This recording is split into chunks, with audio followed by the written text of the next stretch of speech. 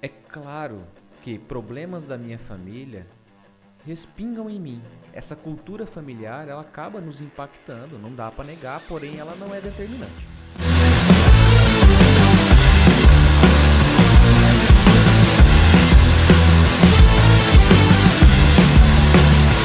Mais um AraraCast, o podcast da nossa pequena cativante. Meu nome é Lédia Correia, entrevistadora, e hoje nosso bate-papo é sobre saúde mental.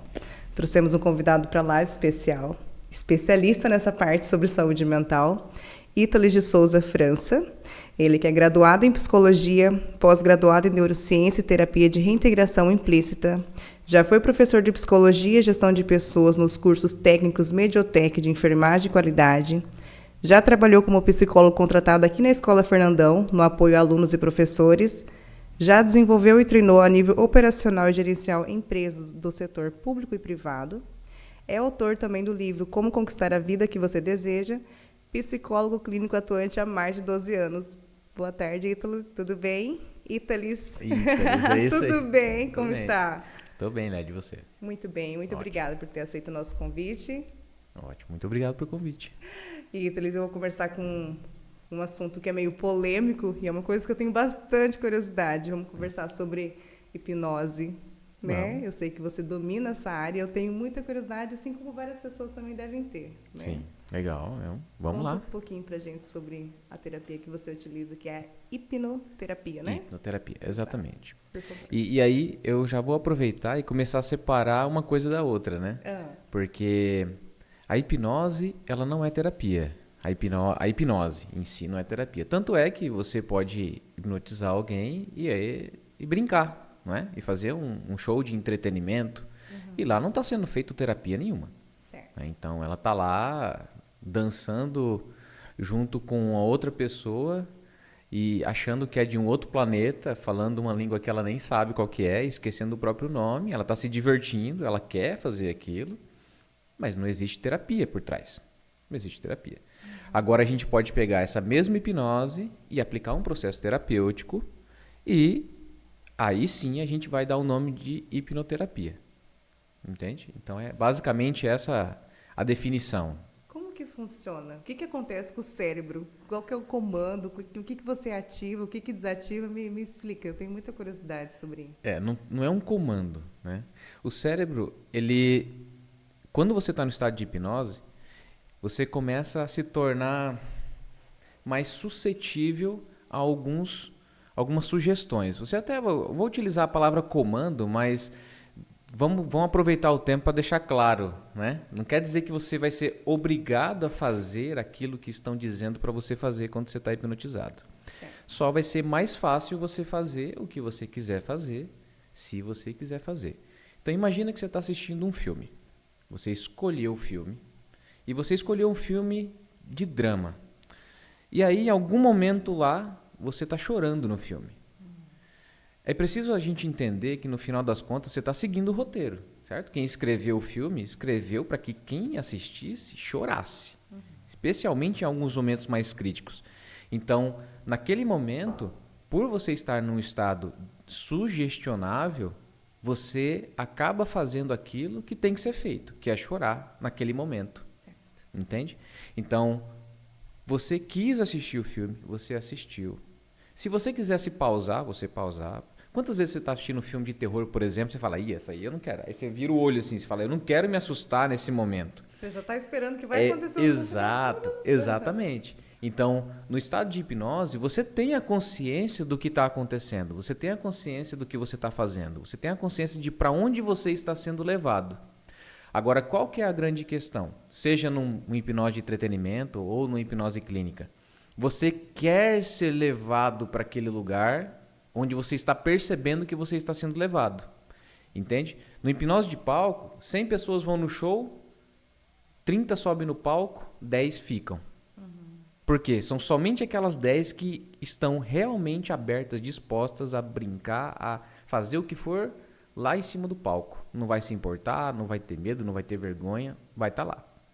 No hipnose clínica, vem 1 a 1 e essa pessoa ela passa por uma avaliação inicial eu estou falando agora do meu processo, né? Sim. Passa por uma avaliação inicial, onde ela vai entender o que vai acontecer dentro do processo, dentro do tratamento, e diante desse entendimento, ela vai decidir se faz sentido para ela seguir com aquele método ou não.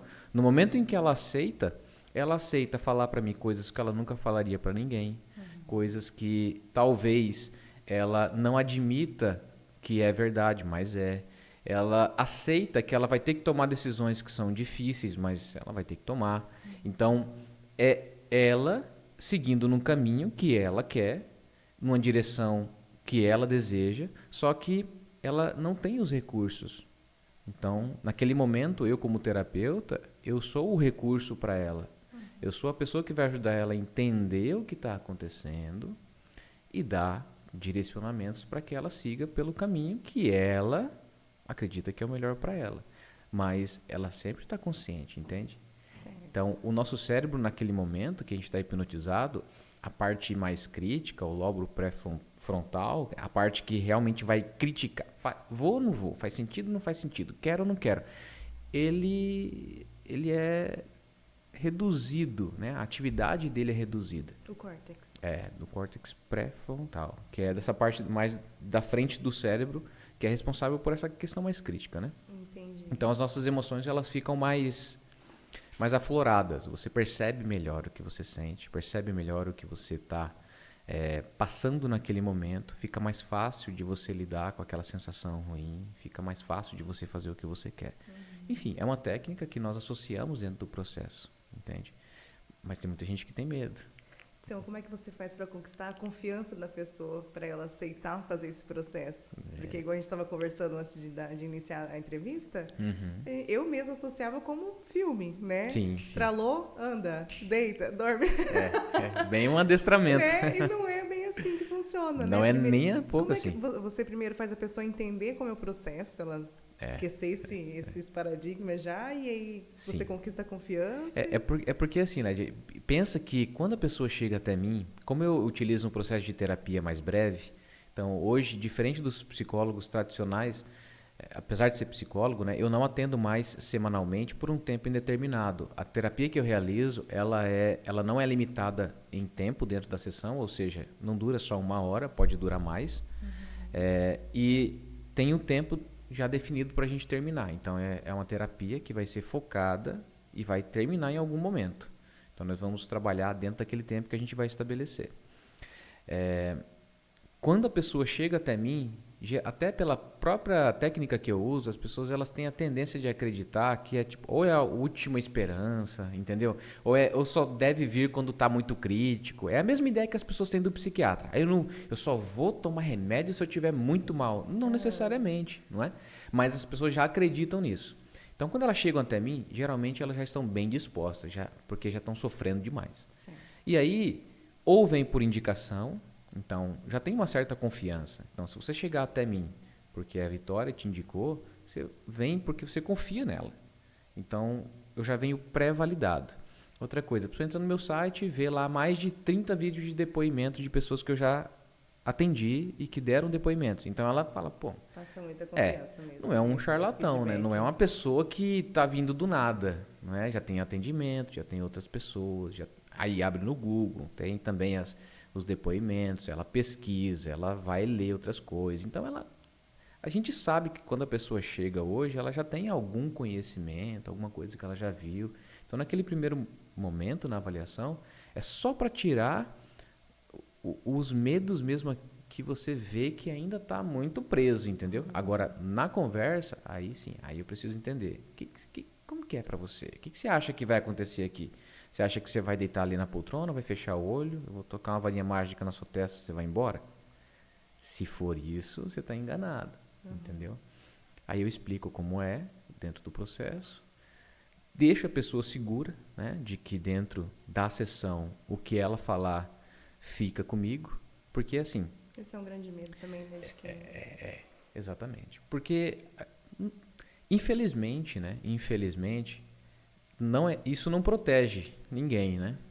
Mas, legalmente falando, protege. Então, tem a questão legal, que você está protegido pelo sigilo, né? E tem também...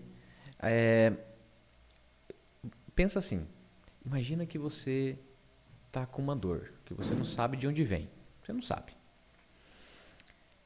E você nunca falou disso com ninguém.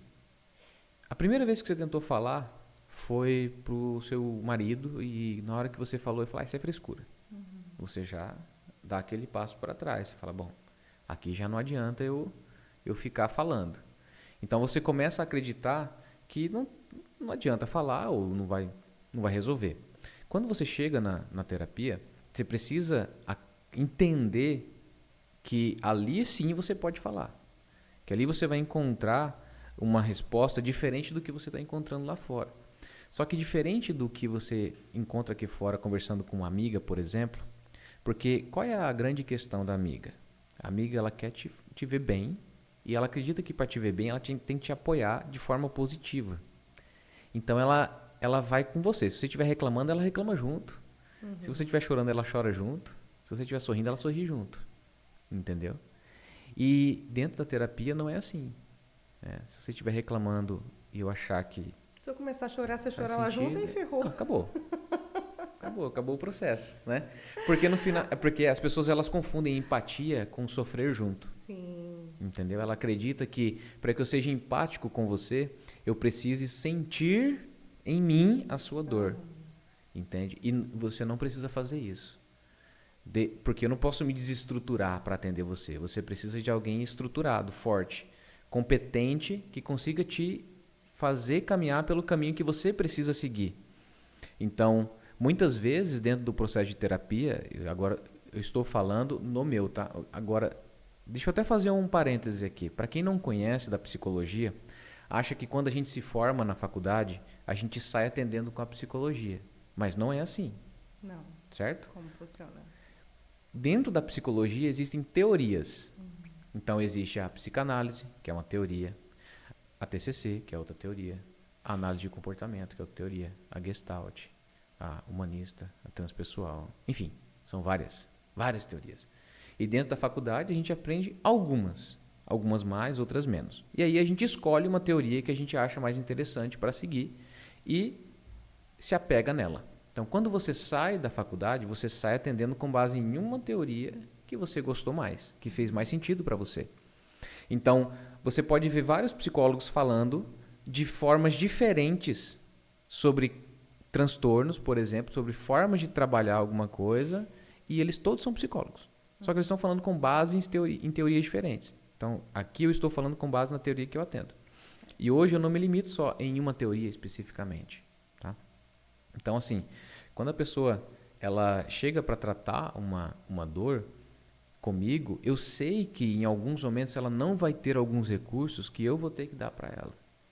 Então, existem algumas teorias que acabam se estendendo um pouco mais no tratamento, porque o terapeuta, ele, pela própria teoria, ele não está autorizado a fornecer diretamente esse recurso ao cliente. Entendi. Ou ao paciente, entendeu? Eu hoje não me dou mais esse limite, entendeu? Se eu acreditar que é interessante para você receber um recurso que você não tem naquele momento, e eu tiver dentro da técnica que eu uso, eu vou te fornecer. E aí, no limite da sua capacidade, você vai poder utilizar ele ou não. Certo. Entendeu? Entendi. Então, imagina que você quer beber água, mas você nunca bebeu numa xícara. Eu falo, coloca água aqui e bebe. Você não sabe como é beber numa xícara. Você tem que aprender a pegar, levar para a boca, ok. Mas agora você tem um recurso que antes você não tinha. Entendeu? Porque a gente vive uma vida que nos ensina um monte de coisas, mas não nos ensina várias outras coisas. Hoje você está com 31 anos, que você comentou. Isso. Você tem vários desafios na sua vida que eu, na minha vida, talvez eu tenha aprendido a lidar melhor do que você. Certo? Não estou dizendo que eu tenho que te ensinar a viver da forma que eu acho melhor. Eu só estou dizendo para você que as nossas vidas nos ensinam recursos emocionais diferentes em momentos diferentes. Certo. Então, eu não posso negar que em algum momento você vai precisar de um recurso que a sua história até aquele momento não te ensinou. E dentro da teoria que eu utilizo uma forma para te ajudar a desenvolver aquela competência emocional para lidar com o conflito que você trouxe. Porque às vezes, o que adianta você e eu sabermos qual é o problema, e não conseguir resolver, porque Não sabia a forma de tratar. você não tem o recurso. Entendi. Entendeu? O exemplo daquelas pessoas que falam assim, eu sei que eu não posso ficar me preocupando com isso, mas como é que eu faço? Como é que eu faço para eu não dar bola para as pessoas que me ignoram? Como é que eu faço para me afastar daquelas pessoas que só se aproveitam de mim? Então a pessoa sabe o que tem que fazer, mas ela não tem competência para fazer porque ela não sabe como fazer. Então falta recurso. É disso que eu estou falando, entendeu? Certo. Claro que não é só eu chegar e falar, vai lá e faz assim. Entendeu? Às vezes é. Às vezes é. Mas às vezes falta algo antes. Falta algo que a pessoa precisa desenvolver internamente. E eu vou dar um exemplo então, para ficar mais claro. Por favor. Imagina que a pessoa ela se sacrifica demais pelas outras. Ela tem muita dificuldade de dizer não como consequência. Então ela acredita que o valor dela está associado à utilidade que ela tem para os outros. Traduzindo isso é assim, eu só tenho valor enquanto eu for útil para você. Então eu vou ficar o tempo todo atendendo às suas demandas. Você me pede, eu dou. Me pede, eu dou. Me pede, eu dou. Me pede, eu dou. Por quê? Eu acredito que se em algum momento eu não puder te dar alguma coisa, você já me descarta e vai embora e eu fico sozinho. Certo? Então, para que eu consiga dizer não para você, eu preciso desenvolver em mim a capacidade de me fortalecer e me ver alguém capaz de viver sem você, de me ver alguém que tem um valor que vai além da sua presença, além da minha utilidade para você. Então, eu preciso entender como é que foi que eu aprendi que eu não tenho valor. Entende? Então, você vai desenrolando o novelo até você entender que algo, muitas vezes, que não tem relação com a dificuldade de dizer não, precisa ser resolvida para que você consiga hoje dizer ou não. Então, dentro do processo de terapia, a gente vai desenrolando isso até entender qual é a cadeia, né, de conflitos que foi se transformando, até que hoje você vivesse a vida que você vive. Certo. Às vezes, para identificar algumas dores emocionais, quando você utiliza a hipnoterapia, você faz o processo de regressão para descobrir se aquilo veio de outras vidas passadas? Não. Como é que funciona isso? É porque assim, ó. Ou você trata... vou atender a Lédia. Certo. Então, eu vou identificar desde a infância dela o que ela teve. Certo. Ou você consegue identificar através da regressão se eu tenho algum outro problema que veio da minha mãe, da minha avó, da minha tataravó. Como que funciona isso? Certo. Vamos pensar assim. O que é a regressão? Tá. Né? Outras pessoas que trabalham com a hipnoterapia podem trabalhar de forma completamente diferente de mim. Certo. Porque a gente tem que lembrar que a hipnoterapia é o quê? É geralmente uma terapia que a pessoa associa hipnose com o processo terapêutico. Então, dependendo do processo terapêutico que ela está usando, dependendo da técnica de terapia que ela usa, ela vai fazer coisas diferentes dentro da hipnoterapia, certo? Então, por isso que você tem que conhecer o profissional que você está procurando. Porque se fosse assim, terapia era tudo igual, médico era tudo igual, oftalmologista tudo igual, cardiologista tudo igual, qualquer profissional, contabilista, advogado, né? Se fosse assim, era tudo igual, mas não é. Por quê? Porque existe uma competência técnica diferente, então a minha habilidade de executar a técnica pode ser diferente de outros profissionais, para mais ou para menos, é assim, diferente em sentido de experiência, em sentido de conhecimento. Então, quando a gente fala de hipnoterapia, que a gente vem com toda essa ideia da hipnose como regressão, na clínica, né, como regressão, como acesso a vidas passadas, muitas vezes que a gente escuta, não é? Eu não trabalho com isso. Primeiro, porque... Mas você acredita nisso? Que a gente pode ter dores hoje de vidas passadas? Ou você crê que tudo que a gente passa hoje foi adquirido desde quando nasceu? Dentro da clínica, pessoalmente falando, na clínica, eu não acredito que são de vidas passadas. Muito certo? Bom ouvir isso, sabia? Porque aqui a gente tem que separar a parte religiosa da clínica. Minha crença religiosa é uma coisa, entende? Agora, meu trabalho clínico, não. Meu trabalho clínico, pelo menos pela minha experiência, todo problema nasceu aqui, conosco, né?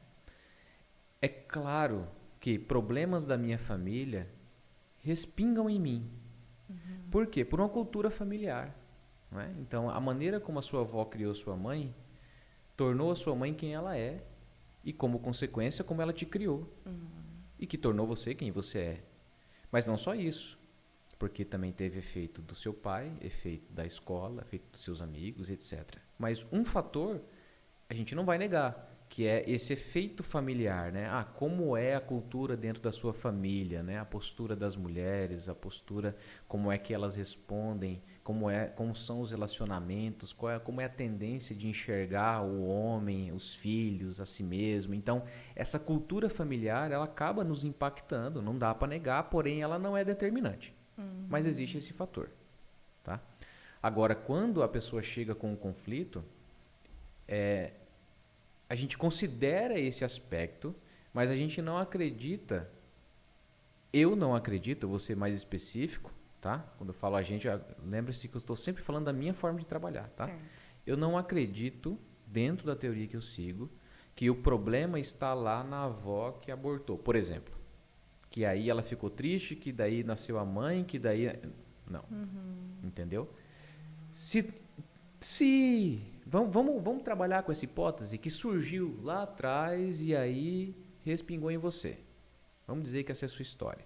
E aí a sua mãe, por ter sido super protegida pela sua avó que perdeu um filho, que se tornou uma menina bem mimada, criou você de uma forma bem largada. Tá? Vamos dizer que aí você, por ser largada pela sua mãe, se sente abandonada. Ok? Vamos chegar. Viu como eu embolei bastante aqui, mas só para chegar em você que se sente abandonada. Certo. Você é o ponto que importa. Não Não jeito dá que a para minha mexer na avó, sua que a avó, minha não dá mãe- para mexer na sua mãe. É você que está aqui se sentindo abandonada e presa no relacionamento tóxico. Entendeu? Certo. Então, como é que a gente vai fazer dentro do seu processo de terapia para que você consiga resolver esse medo do abandono e não mais ficar preso em relacionamentos que alimentem esse sentimento dentro de você? É o que interessa. Entende? A gente até pode pressupor que existem essas referências externas, assim como relacionamentos passados, eles vão contribuir para a sua sensação de abandono, a maneira como você talvez tenha passado por alguma experiência na escola, enfim, todas as experiências da sua vida, elas vão estar ligadas. E quando a gente fala de regressão dentro de um processo de terapia, regressão nada mais é do que a gente pegar uma lembrança, uma memória e atuar nela como se a gente estivesse agora vivendo ela nesse momento, certo? É uma técnica. E às vezes são lembranças ou acontecimento que a pessoa não se recorda Às vezes... ali sem estar na hipnose para te falar. Sim. Aí... Por que tem algumas coisas que o cérebro apaga e outras ele lembra? Aí depende da teoria que você usa para explicar. De acordo com a psicanálise, porque o cérebro está tentando te proteger daquele trauma. Mas De ele fica acordo no com a neurociência, subconsciente. simplesmente porque você não vai guardar tudo. Entendi. Entendeu? É impossível. Mas aí fica no você guardar subconsciente. Essas informações que você resgata, ela está no subconsciente Em- ou Não. aonde estão? Não tá. Assim, o que acontece? As memórias, elas são muito frágeis, sabe? Tem muitas memórias que você tem hoje que não são memórias, são histórias que contaram para você. Certo. São coisas que você imaginou e que, de tanto você repetir para você mesma, você tornou aquilo uma memória. Então, tem sonhos que se tornaram memórias, né? Não os mais absurdos, né? Aquele que você sonhou com um dinossauro, por exemplo. Fala, eu lembro, quando eu era pequeno eu vi um dinossauro. Né? Não, você não viu um dinossauro. Né? Mas alguns, sim. Então, a memória ela é muito frágil, ela é reeditada toda vez que você conta. Quantas vezes você foi viajar e aí você chegou, foi viajar você e o seu namorado, marido, não sei se é casada, namora? Não, sou solteira. Solteira. Mas imagina que você foi viajar então com uma amiga. Tá, você foi viajar com uma amiga e vocês chegaram então contando a história. Uhum. E aí você, nossa, mas chegando lá aconteceu isso.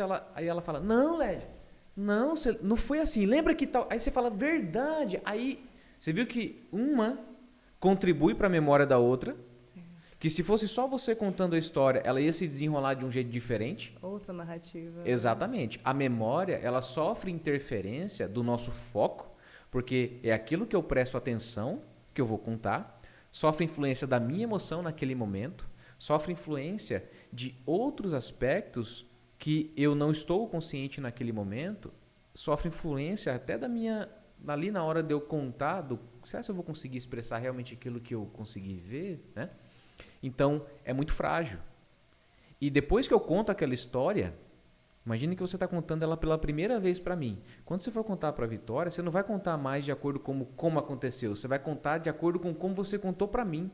Com o que eu senti naquele momento. Não, porque você se lembra da história que você contou para mim. Ah, sim.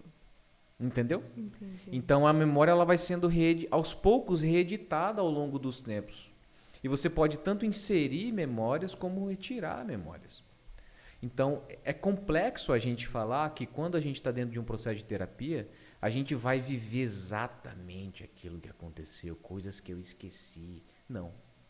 Mas nós vivemos de símbolos, o ser humano vive de símbolos. Então, quando você vai falar sobre você, quando você vai contar sobre quem você é, você vai dar algumas referências e você precisa se basear na sua história. Você vai falar, eu sou assim por causa disso que aconteceu lá atrás.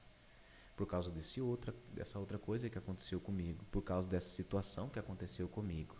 Dentro de um processo de hipnoterapia, especialmente no que eu uso, nós pegamos toda a dor e o conflito e a gente vai então entender que esse conflito ele foi construído ao longo do tempo, construído a partir de experiências, a partir de aprendizados, a partir de compreensões do que aconteceu. Então, dentro da terapia, eu vou contar a minha história. Eu vou contar o que, para mim, faz sentido dentro da minha narrativa, dentro daquilo que eu vivi, os meus entendimentos, o que eu venho carregando de lá para cá. E essa ideia da regressão nada mais é do que a gente ter a oportunidade de...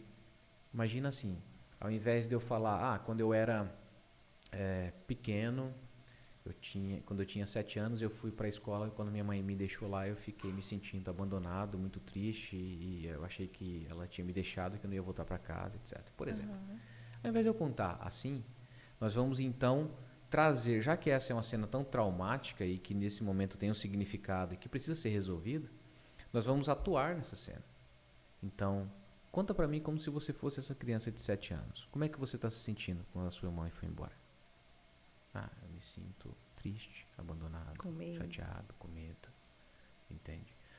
Legal. E do que você está precisando nesse momento? Eu preciso saber que ela vai voltar. Então, a gente vai começar a entender quais eram as necessidades, o que faltou, o que precisa ser feito. Aí tem a figura do adulto, que hoje sabe que não foi abandonado pela mãe. Então, a gente já coloca para interagir, entende? É um misto de técnicas para que a gente possa, então, entender que toda aquela compreensão da criança, aquela carga negativa, conflito, que está sendo carregada, muitas vezes é uma carga que já não faz mais sentido. Muitas vezes é. Muitas vezes as pessoas elas passam por traumas que elas é tão difícil para lidar e elaborar que ela acha que a solução é deixar para lá. Só que você não deixa para lá. Isso, deixar para lá só piora. Né? Você deixa para dentro, né? Entendeu? Então, quando você vai engolindo angústias, tristezas, dores, sofrimentos, chega uma hora que você vai enfrentar alguma coisa na sua vida que vai fazer aquilo despertar. Um gatilho naquilo. E você vai ter que lidar com tudo ao mesmo tempo. Só que qual que é o problema? Você não tem recurso. Entende? É complicado aí. E aí, dentro da terapia, a gente vai tanto ajudar você como adulta agora a pegar os recursos que você tem como adulta para lidar com aquele problema que enquanto criança você não tinha, quanto você poder também aprender alguns recursos, desenvolver algumas formas de ver a si mesma, de ver a situação, de ver o que está acontecendo e poder mudar, entende? Certo. Mas é bem interessante. Outra situação é ansiedade. Qual que é a raiz da ansiedade? Na hipnoterapia você consegue identificar o porquê aquela pessoa está ansiosa ou vários fatores que deixaram ela ansiosa e a ansiedade gerou outros fatores. Me explica um pouquinho sobre a ansiedade, né? O pensamento acelerado, a preocupação excessiva. Pensa que a E o ansiedade... que causa no corpo, né?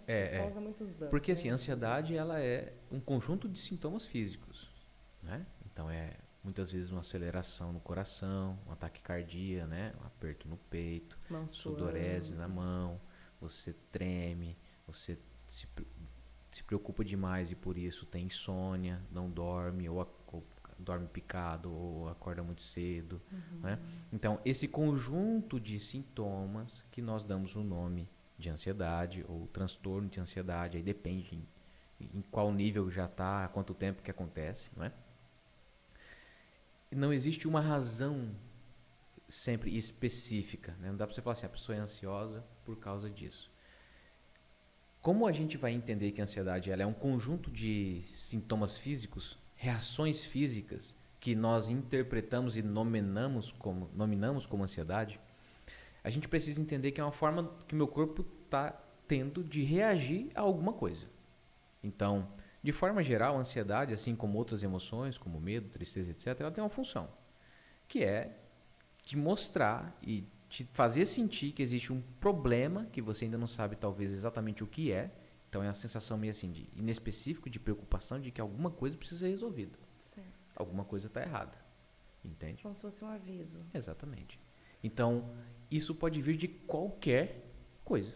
E quando a gente não entende o porquê desse aviso, aí que fica mais ansioso ainda. Exatamente. Porque eu falo assim, meu Deus, não tem porquê eu estar ansioso. Aí fica pensando.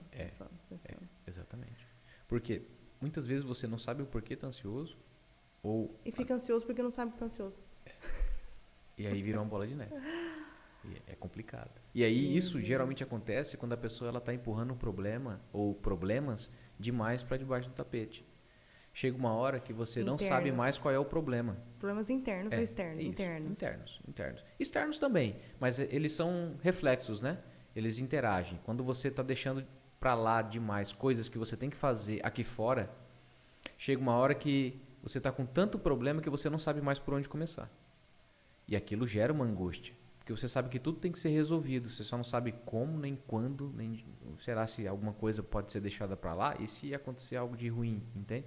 Então, assim, existe uma questão que a ansiedade, ela, na hora que a pessoa chega até mim na avaliação, ela para de ser o problema, ela passa a ser o que trouxe a pessoa até ali.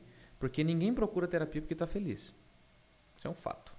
Ninguém chega, olha aí, Teles, eu estou feliz da minha... Nossa, estou rica, estou com uma família muito bem constituída, eu estou ótima. Tá, você está aqui para quê então? Não, porque eu... quê? Você viu? Não tem uma resposta. A pessoa está lá porque ela está sofrendo. Sim. E aí, esse sofrimento, a pessoa ela precisa dar um nome, certo? E, de fato, tem o nome, isso já está descrito, tanto no DSM quanto no CID. Hoje, eu acredito que já está na versão 11, que são os manuais de diagnóstico, né, de tratamento. Então, você tem lá um conjunto de sintomas, ó, se a pessoa apresentar isso, por pelo menos 6 meses, você pode dizer que ela tem um transtorno de ansiedade. Enfim, então ela vai dar um nome. Só que é só para isso que, na minha prática, eu uso. Só para que a gente... Tá, beleza, tá, ansiedade, ok. Como é essa ansiedade, então? Fala para mim como é que você sente. Eu sinto uma dor que vem daqui da garganta até no peito, assim, uma coisa ruim. E como é que você se sente por estar... me dá uma tristeza muito grande, porque eu não consigo dormir, eu não consigo trabalhar direito. E como que é essa tristeza? Cara, faz tempo que eu carrego essa tristeza, hein? Entende? Sim. Aí a pessoa fala, essa tristeza aqui, eu acho que desde sempre eu tenho ela. Aí você vê que a ansiedade não é o problema, entende? Tem outra coisa. Aí a gente vai atrás de entender o que está por trás daquela tristeza. O que está por trás de uma raiva, muitas vezes, que a pessoa vem lutando internamente para conseguir lidar, mas não consegue. Então... O que geralmente são as tristezas que a pessoa não sabe por que ela tem aquela tristeza? E como que o cérebro apaga isso, sabe, da vida da pessoa? Uhum. Que ela leva uma vida triste, mas ela não sabe por que ela está triste. É porque as coisas elas são construídas ao longo do tempo, pouco a pouco. Certo? Então, geralmente essas tristezas, elas são geradas muito recentes na nossa vida. Então, à medida que você vai, por exemplo, eu fui deixado na escola, minha mãe foi embora, eu fiquei muito muito triste com medo de eu ser abandonado. Aí, mais tarde, eu vi meus pais brigando, meu pai batendo na minha mãe. Aí eu fiquei triste porque eu não queria ver minha mãe apanhando e também porque eu olhava para meu pai, eu não queria que ele fizesse aquilo, porque ele era um exemplo para mim.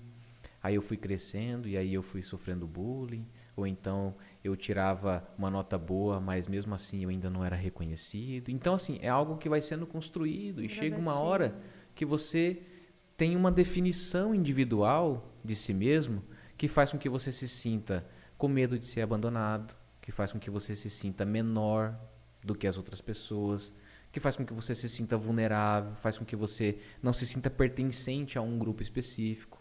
Então, você só sente aquela sensação ruim, que aí você vai dar o nome de tristeza, de vazio, de angústia, enfim, o nome não importa tanto quanto a sensação, né? Vamos utilizar o nome de tristeza para simbolizar, mas entenda que as pessoas elas vão sentir sensações diferentes.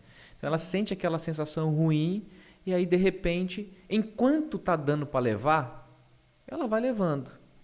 Só que chega uma hora que ou perde o sentido da vida, aí ela já começa a pensar em suicídio, já começa a pensar que não vale a pena se esforçar tanto, entende? Aí chega uma hora, dependendo do que acontecer, ela vai procurar ajuda. E quando ela procura ajuda, não é na primeira vez que ela está sofrendo, não é quando terminou o casamento, não é quando ela foi mandada embora e agora está desempregada. Não é, sabe, o motivo real e único. Sim. Até faz parte de toda a cadeia, mas não é só aquilo. Então certo. Você tem que entender toda a dinâmica e não é só uma coisa também, é a interação de tudo. Entende? Sim. Não dá pra você falar assim, então quer dizer que o problema foi a primeira vez lá quando eu fui deixado pela minha mãe na escola. Não, foi... Aquilo foi talvez o início. Certo. Mas a segunda questão também, a terceira também, a quarta também, como elas foram se acumulando e foram ao longo do tempo se tornando quem você é.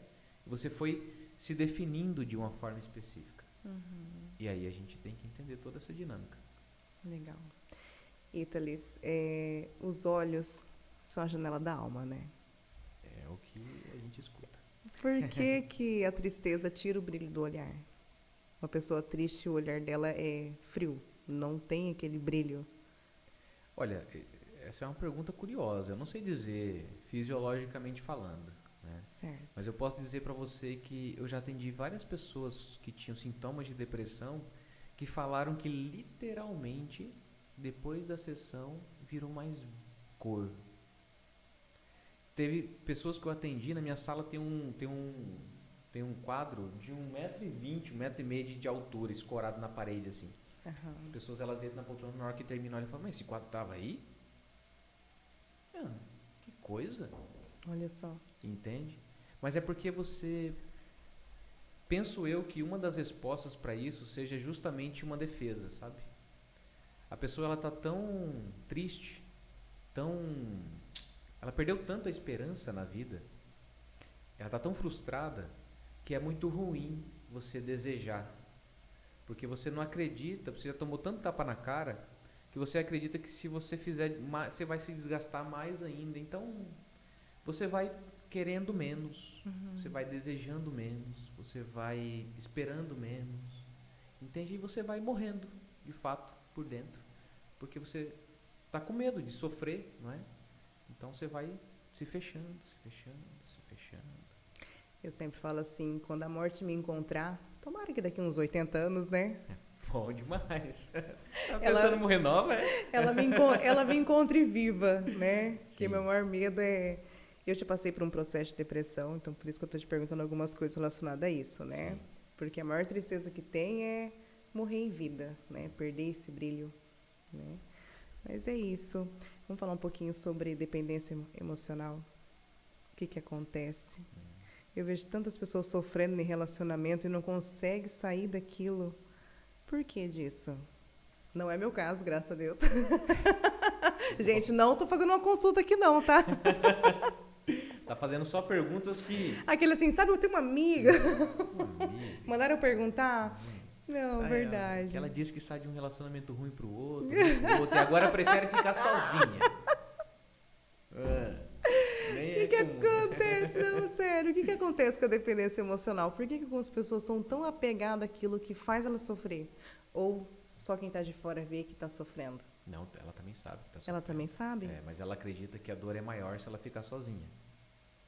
Então, assim, pensa que nós buscamos não sofrer, certo? E aí, para não sofrer, a gente acaba desenvolvendo estratégias que em alguns momentos podem funcionar. E aí, imagina o seguinte,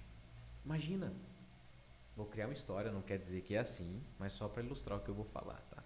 Imagina que você é pequenininha, tem 5 aninhos, vai pela primeira vez para a escola, faz um desenho bem bonito, chega em casa, fala, mãe, olha o meu desenho.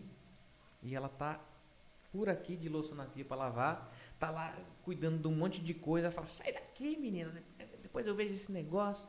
E você sai cabisbaixa, né? Tinha toda uma expectativa. Tristinha, falar, um desenho tão bonito, meu sol aqui, né? Sim. Aí você deixa o desenho para lá, aí você vê a sua mãe ali na correria, aí você, para tentar ajudar ela, pega a vassoura ali, enfim, né? Tenta ajudar. E aí a sua mãe, ao ver, fala, nossa, minha filha, né? Como você é uma filha que me dá orgulho, né? Que bom ter você.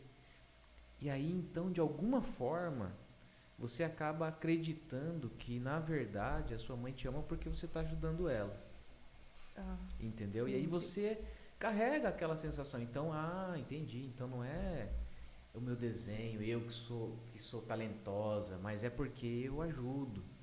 Isso, de certa forma, dependendo de muitas outras coisas que acontecer dali para frente, tá? Então, eu vou sempre fazer essa afirmação, porque as pessoas podem achar, tá, então agora porque minha mãe não viu meu desenho e me elogiou porque eu estava varrendo a casa, eu sou uma pessoa que dependo de um relacionamento tóxico, né? Tem nada a ver, mas vamos lá.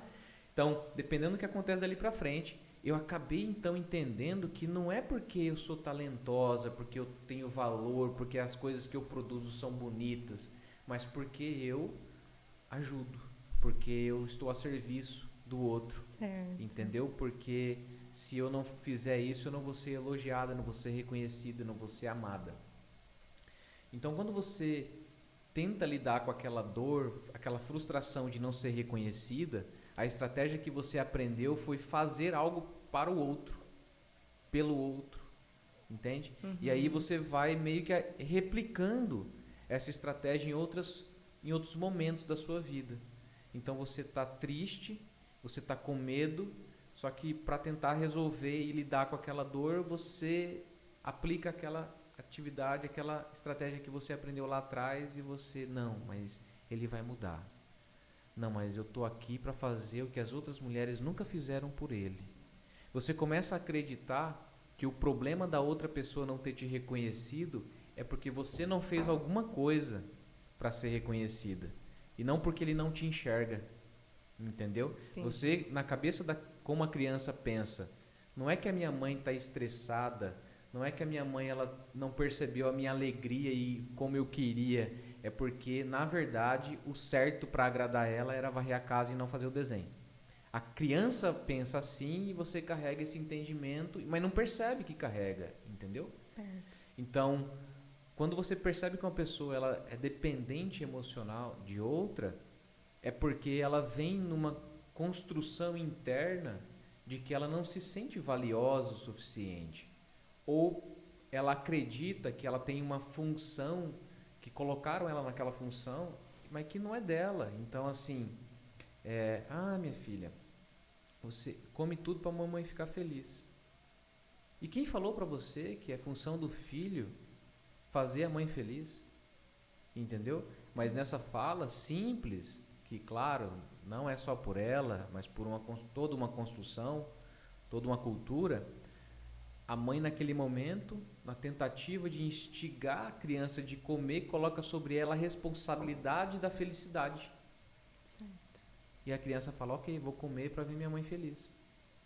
E ela acha, na fantasia, naquele momento, de que ela tem o poder de fazer a mãe feliz. Então, quando a mãe está triste, ela fala, mãe, comi tudo. Entendeu? Já vi isso mesmo. Pois é. Então, assim, isso ali naquele momento, ok, talvez não seja um problema, mas quando você acumula isso com muitas outras camadas e camadas de aprendizados ao longo da vida, você vai ver uma mulher apanhando de um cara e ela falando assim, não, mas é porque eu provoquei. Entendeu? Ela se responsabiliza pelo erro do outro. Não que nós não tenhamos responsabilidade ao influenciar a outra pessoa, porque se eu te der um tapa na cara, o que é mais provável é que eu receba um de lá pra cá, certo? E aí eu não posso falar assim, você tem que se controlar. Não é porque eu te bati que você tem que me bater. Né? Não dá pra pessoa falar assim, não é porque eu provoquei que você tem que ficar com ciúme. Certo. Entendeu? Então assim, a gente tem que ser sincero com relação a isso. Mas no relacionamento tóxico, o que você vê é alguém que é abusador e um abusado. E o abusador, ele tende a ver sempre o ato do outro como ameaça, provocação, como sendo o mínimo que você precisa fazer, é qualquer coisa para poder eu ter o direito de fazer o que eu quiser com você. E a pessoa que é abusada, ela acha que ela não tem direito de fazer nada e qualquer erro dela está no mesmo nível de qualquer erro do outro.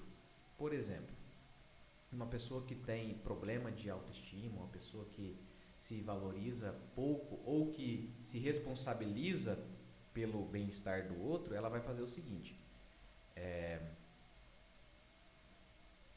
Imagina que eu vou lá e curto uma publicação de uma mulher. Aí você, que é minha namorada, fala, já que você curtiu a publicação da mulher, eu vou lá e vou transar com o cara. É completamente desproporcional. Só que por eu me responsabilizar pela sua ação, eu coloco na balança e dou o mesmo peso para os dois erros. Entendi. Você e eu erramos. Só que na minha cabeça, por eu me responsabilizar por você, pelo que você faz, a culpa do que você fez é minha responsabilidade. E aí eu acabo aguentando coisas que eu não deveria aguentar porque eu me responsabilizo, porque eu olho para mim e vejo que eu sou um ser humano e erro, eu penso assim, eu erro também, você também tem o direito de errar, né? Mas não é bem assim. Entendeu? Só que isso é construído ao longo do tempo. Isso, e para cada pessoa é feito de uma forma diferente, entende?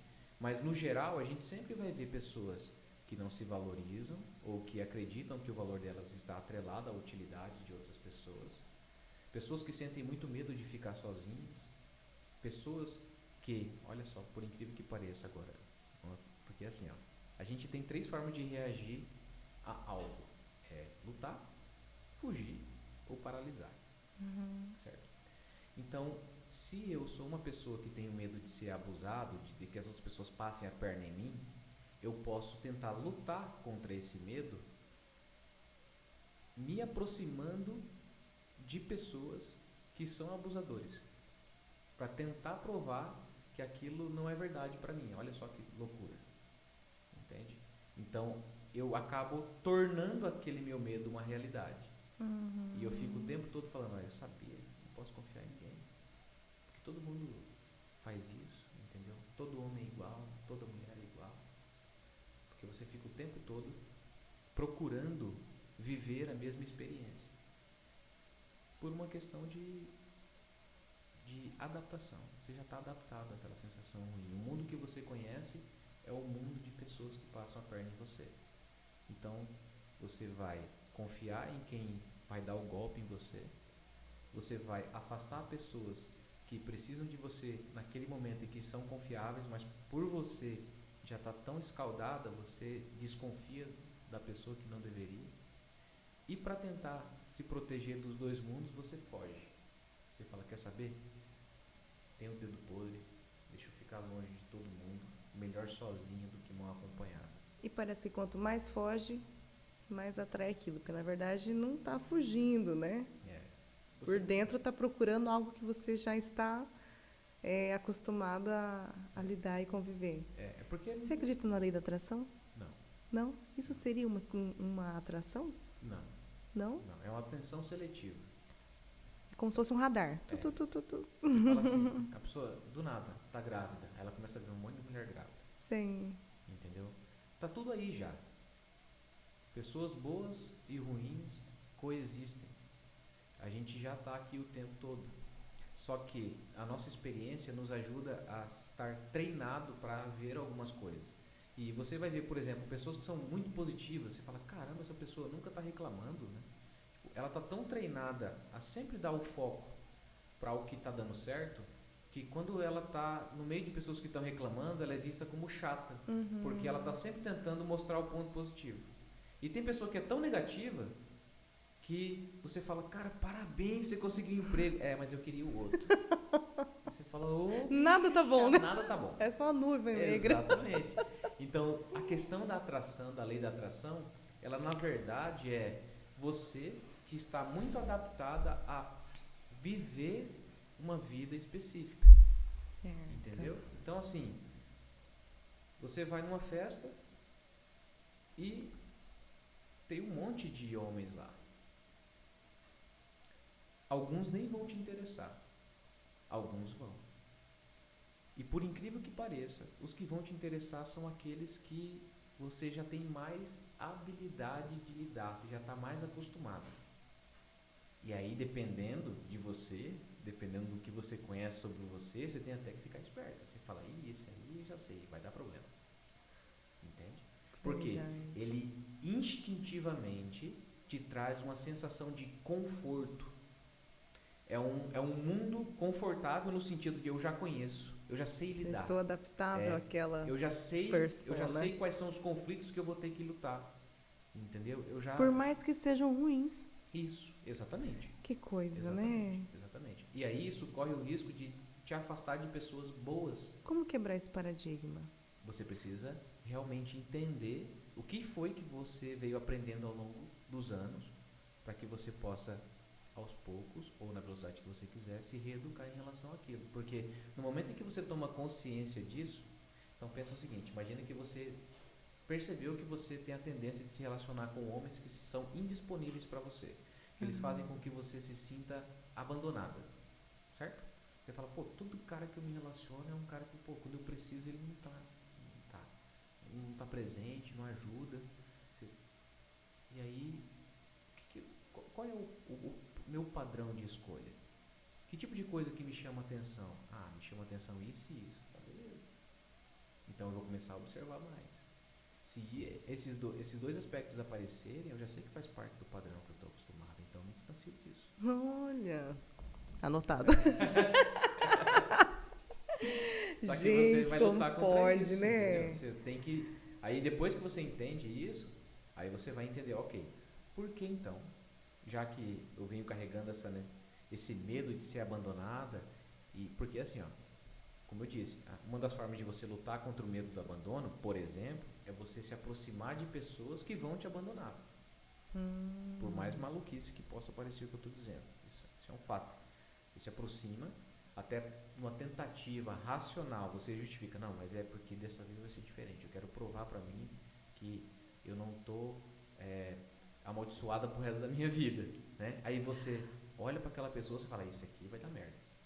Aí você fala, não, eu acho que não, vou arriscar. Você sabe que vai, entendeu? Racionalmente você arruma uma desculpa para se meter no problema que você sabe que vai existir. Como se fosse um vício, né? Exatamente. Você já está acostumado àquilo ali, você se mete naquele problema. Arruma uma desculpa para... Exato. E aí, então você tem que olhar para você e falar, ok, por quê?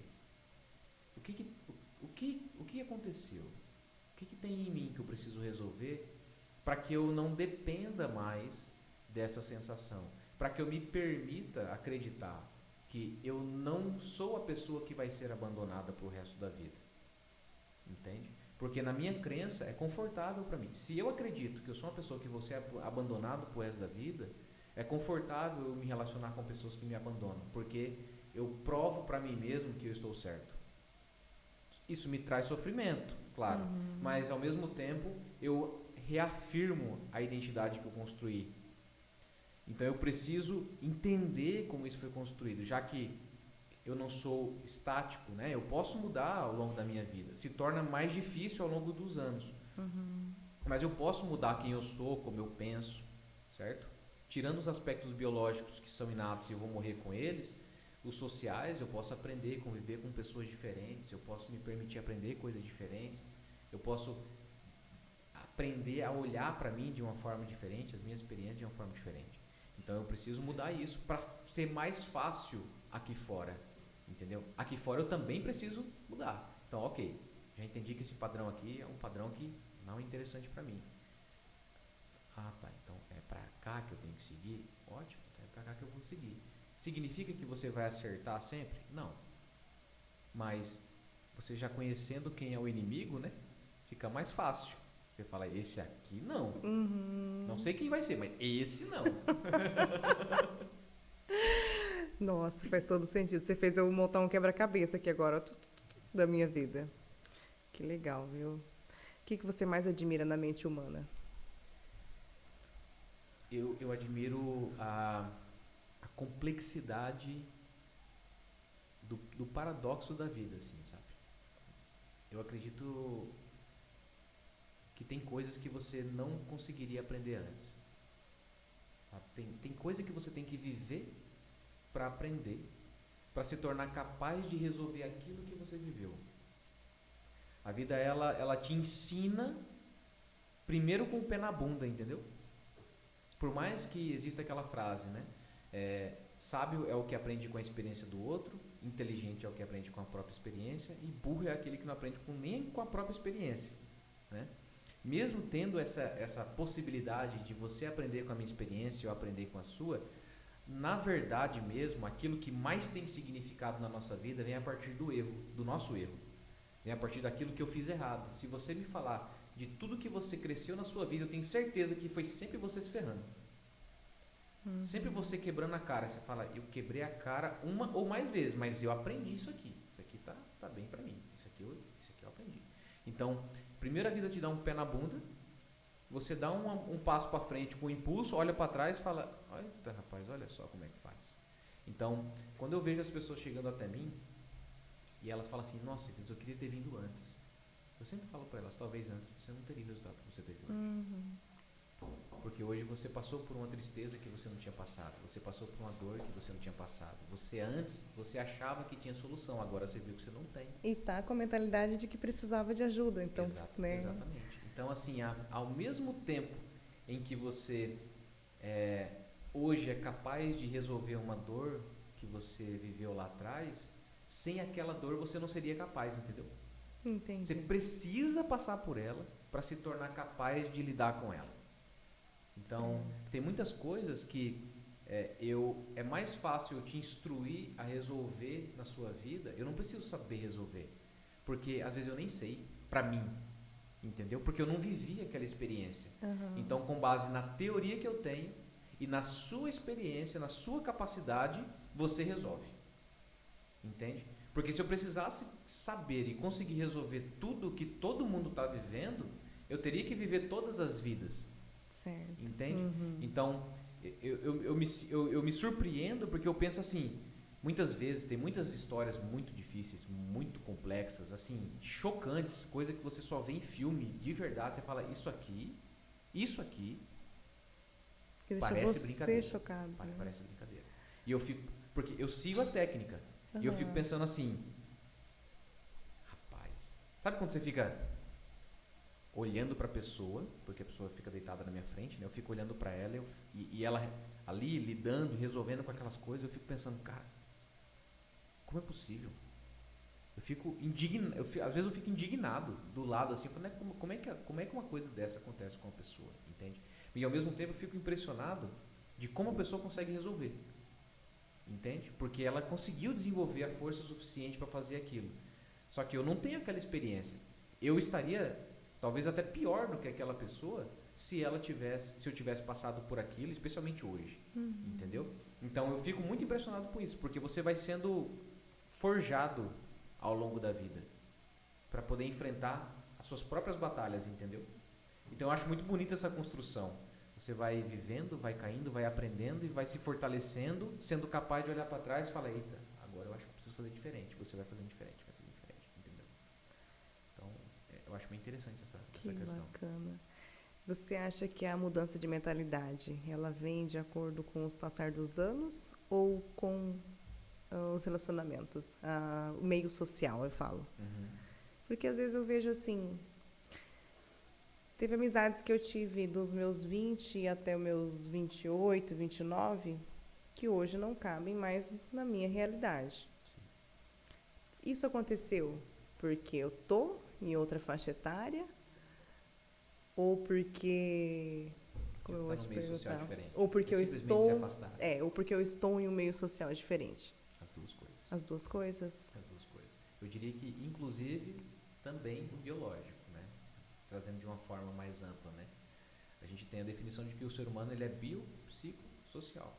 Né? Então ele é biológico, então tem uma carga genética aí do seu pai e da sua mãe, que está influenciando na maneira como você lida com você e com o mundo.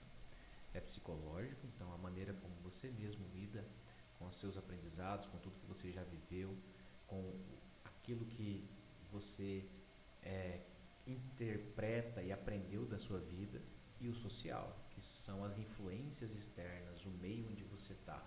Então, dentro desse aspecto, o que faz com que uma pessoa aprenda algo diferente ao longo da vida? É a influência externa, os aprendizados que ela está tendo. Alguém vem e te ensina algo diretamente, ou alguém vem e te proporciona uma experiência que faz com que você por si mesmo tome uma conclusão e aprenda aquilo. Mas também tem o tempo, porque tem coisa que você precisa de tempo para assimilar. Quantas experiências para assimilar? Talvez você já tenha ouvido da sua mãe: olha, minha filha, quando você tiver um filho você vai entender o que eu estou falando. E é fato. Você ainda não entende. Enquanto você não tiver um filho, você não vai entender o que a sua mãe está dizendo naquele momento, porque existem coisas que você aprende em momentos específicos da sua vida. Não tem coisas que você só aprendeu no relacionamento, que solteira você não, ainda antes dos relacionamentos você não sabia?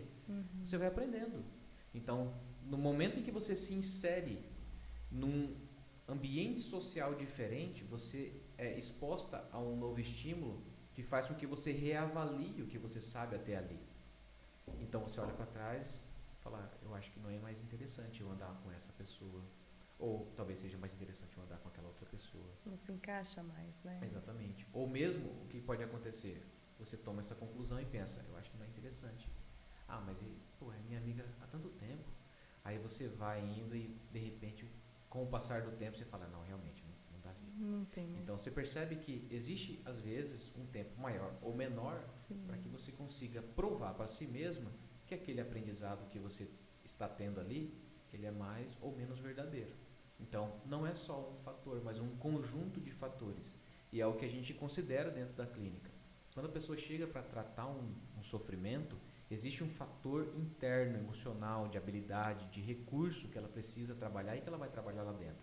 Só que tem os fatores sociais, tem os fatores biológicos, tem o tempo que ela precisa, tem decisões que ela tem que tomar. Então são fatores, muitas vezes externos à terapia, que também vão interferir no processo de resolução do conflito que ela está trazendo. Só que a gente precisa começar por algum lugar. Às vezes ela não consegue começar pelo meio social, né? Às vezes ela está presa numa família que coloca ela lá embaixo. Então ela fala: como é que eu consigo mudar um outro aspecto para que eu tenha força, para que no momento certo eu me afaste, ou então eu me posicione de uma forma diferente. Então a gente, dentro da clínica, manipula o fator, a variável que a gente tem, que são os recursos, as habilidades, as reflexões que a pessoa tem sobre ela mesma, para que aí lá fora ela consiga também manipular essas outras variáveis, né? Algumas a gente consegue manipular mais, outras menos, né? O tempo a gente não manipula, né? Tem coisa que a gente tem que deixar para ver. Que bacana! Você queria passar algum recadinho para alguém que está passando por um momento confuso, mentalmente falando, né? Olha, eu acredito que de todas as coisas que eu poderia dizer, é interessante, porque quando as pessoas chegam até mim, eu pergunto para elas assim: por que agora? Né? Por que você está me procurando nesse momento? Eu sei que é porque ela está sofrendo, mas geralmente elas respondem assim: é porque eu achei que eu ia conseguir sozinho. Achei que eu ia dar conta sozinho. E às vezes as pessoas elas confundem autorresponsabilidade, que é algo que a pessoa precisa ter para resolver um problema, com ela ter que já saber fazer aquilo e fazer sozinha, entendeu? E a gente não pode confundir as duas coisas. Você não sabe fazer tudo. Você, na sua vida, precisa fazer algumas coisas que só você vai ter que fazer, só que você não sabe fazer ainda várias delas.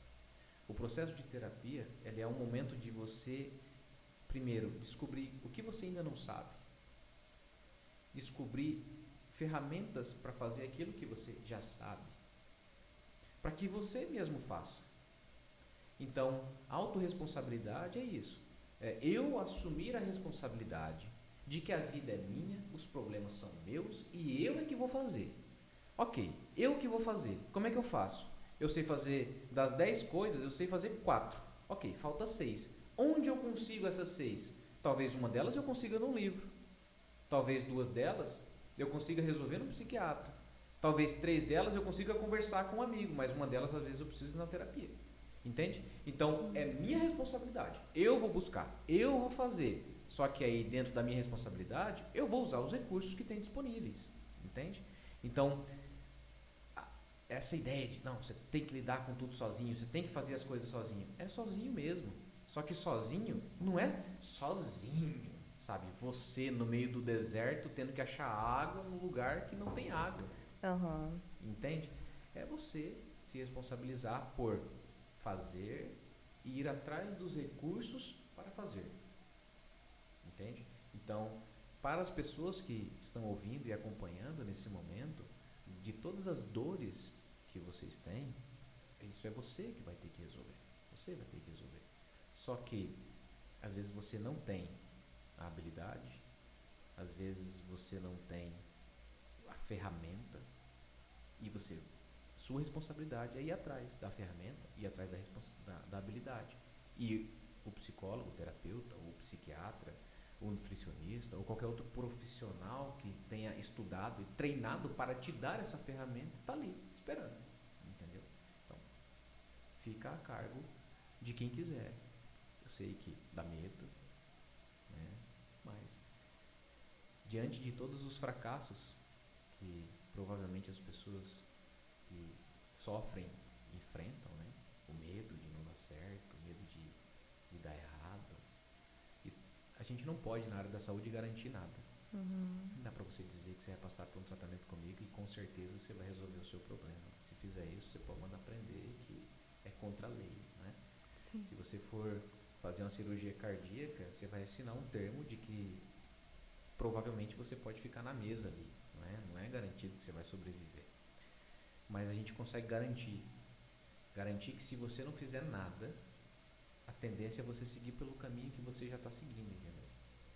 Porque por uma necessidade de viver aquilo que você sempre viveu, a sua mente vai seguir, mesmo que seja na dor. Porque eu prefiro uma dor conhecida do que uma desconhecida. Pelo menos aqui eu sei que eu aguento. Eu sei que aqui eu aguento 2 tapas na cara por dia, que eu já vim levando 2 tapas na cara por dia há tanto tempo, entendeu? Mas e aí? E para sair daqui? E se para sair daqui eu precisar... E se eu levar 3 lá? Entendeu? Eu não preciso 2. É aquele negócio, né? O que é pior? É a dor da mudança ou a dor de não ter mudado, né? Exatamente. Deixa eu só te perguntar um negócio. O que você acha sobre remédios controlados para essa questão de saúde mental mesmo? Você acha que ajuda ou piora? Se for feito, né, receitado por um bom profissional, ajuda. Precisa de um passo a passo antes. Não é assim, não estou bem, vou tomar um Rivotril. Não. Primeiro você passa por um terapeuta. Se não tiver jeito, ele te encaminha para um psiquiatra, é isso? Não necessariamente. Como que funciona? Porque assim, a medicação... Gente, eu vejo gente se receitando assim sozinha. Não. Então, esse é o problema, entendeu? Porque o que acontece? Remedinho para dormir. Eu já atendi várias pessoas, inclusive encaminhadas por psiquiatras, cardiologistas, falaram, eu vou te receitar essa medicação, mas procura um psicólogo. Entende? Porque eles têm consciência de que a medicação, ela vai atuar no sintoma. Então, muitas vezes a pessoa não está conseguindo dormir, a medicação entra, a pessoa dorme. Só que o que está tirando o sono da pessoa? Entendeu? Então, você vai se basear estritamente numa medicação quando o problema é estritamente fisiológico. Entende? Então, assim, imagina só o seguinte. Imagina que você tem uma dor emocional e por ter essa dor emocional, você pega um ferro quente e coloca no seu braço. Porque aquela dor física aplaca, né? Esconde a dor emocional. Você distrai. Não tem como o cérebro sentir duas dores ao mesmo tempo? Tem. Tem? Tem.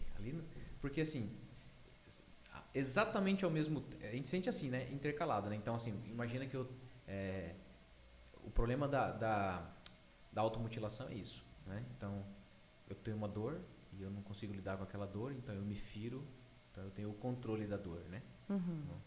Mas imagina assim, eu me feri, só que não passou a dor que eu queria, eu preciso me ferir mais. E aí eu escondo, tenho vergonha agora do meu pai, da minha mãe, de ver aquilo. Então, eu começo a sentir mais dor, eu preciso agora utilizar daquela estratégia ou mais forte. Então, por exemplo, existem casos onde geralmente jovens, né, eles acabam se suicidando, mas porque eles foram tão fundo na automutilação, eles não queriam morrer, mas foram tão fundo que acabou acontecendo a tragédia. Provocando uma dor para esquecer a outra dor. Para esconder outra, exatamente. Meu Deus, que loucura. Então imagina assim, imagina uma pessoa que fez isso. Ela tem um corte no braço. Ela vai medicar o braço para que aquela ferida feche. Não existe terapia no mundo que feche aquela ferida, certo? Então, nesse caso, não existe outra saída senão a medicação. Essa pessoa também pode tomar um antidepressivo. Entendi. Para que ela consiga se livrar daquela sensação ruim mediante uma intervenção fisiológica. Só que de onde estava vindo aquela tristeza? Será se era de um lar já disfuncional? O que estava acontecendo na vida daquela pessoa? Então, a medicação ela é necessária muitas vezes para que a gente estabilize a pessoa, para que ela tenha condição de lidar com aquela dor. O problema é que quando a pessoa está sofrendo e ela procura um psiquiatra, ela toma medicação, passa aquela sensação ruim, ela acha que resolveu o problema. Entendeu? Pode ser que você esteja vivendo algumas situações específicas na sua vida, que muitas vezes você toma medicação por 3 meses, para a medicação, passa que lá nunca mais você enfrenta nenhum problema. Pode ser. Entendeu? Ótimo. Para que procurar terapia se o problema foi resolvido? Mas aí você toma medicação, para com a medicação, volta o sintoma. Aí volta com a medicação, para o sintoma. Aí você fica com medo de parar a medicação porque você tem medo de passar o sintoma. Entendeu? Então você já entendeu. Eu gosto de exemplificar da seguinte forma. Imagina que você coloca uma panela de pressão no fogo. E daqui a pouco ela pega a pressão e ela fica lá, né? Um barulho. Você se incomoda com o barulho. Aí você vai lá e tampa a válvula. Pressiona ela, ela para de fazer o barulho. Isso é medicação. Entendeu? Parou de fazer o barulho. Não está te incomodando mais. Mas o fogo está ligado. Vai explodir. Vai explodir. Entendeu? Sim. Então, você está incomodado? Vamos unir o melhor dos mundos, já que é assim? Tampa a válvula, parar de fazer barulho, desliga o fogo. Pronto. Certo, entendeu? Entendi. Então, quando a gente trabalha em conjunto, a gente muitas vezes acelera o processo. As pessoas têm medo de tomar medicação por ficar dependente. Entendeu? Algumas vezes não é necessária a medicação, às vezes é. Certo? Só que é aquele negócio, né? Cada um tem sua ferramenta. Se você vai no psiquiatra, ele vai te passar uma medicação. Se você for em mim, eu não vou te passar medicação. Primeiro porque eu não posso, só o médico pode passar, né? E o psiquiatra é um médico especialista em psiquiatria. Certo. Então, por isso que só o psiquiatra pode receitar medicação. Então, o psicólogo não, nem qualquer outro profissional. Então, você vai em mim, eu não vou te receitar medicação. Entende? Pode ser que talvez eu recomende você procurar um psiquiatra para algumas coisas. Pode ser que você mesma pense assim, eu acho que eu vou aproveitar e eu vou junto. Porque de repente você até desmistificou, entendeu? Você foi lá, tomou a medicação, te estabilizou para que você pudesse lidar com aquelas dores e depois passa. Não tem nenhum psiquiatra, pelo menos que eu conheça, que diante de um problema dos clássicos, né, da ansiedade, da depressão, eles incentivam continuar tomando a medicação, especialmente quando ele percebe que a pessoa está melhorando. Entendeu? A medicação ela só vai, infelizmente, aumentar a dose ou trocar a medicação. E o problema da medicação é o efeito colateral, aí você já tem que inserir um outro remédio junto para poder... Toma um remédio para dormir, ele tira a fome. Aí você tem que tomar um remédio para poder dar fome. Aí esse remédio para dar fome dá problema no estômago. Aí você tem que tomar um remédio... Entendeu? Nossa, vira um... Aí você toma um coquetel. Esse é o problema.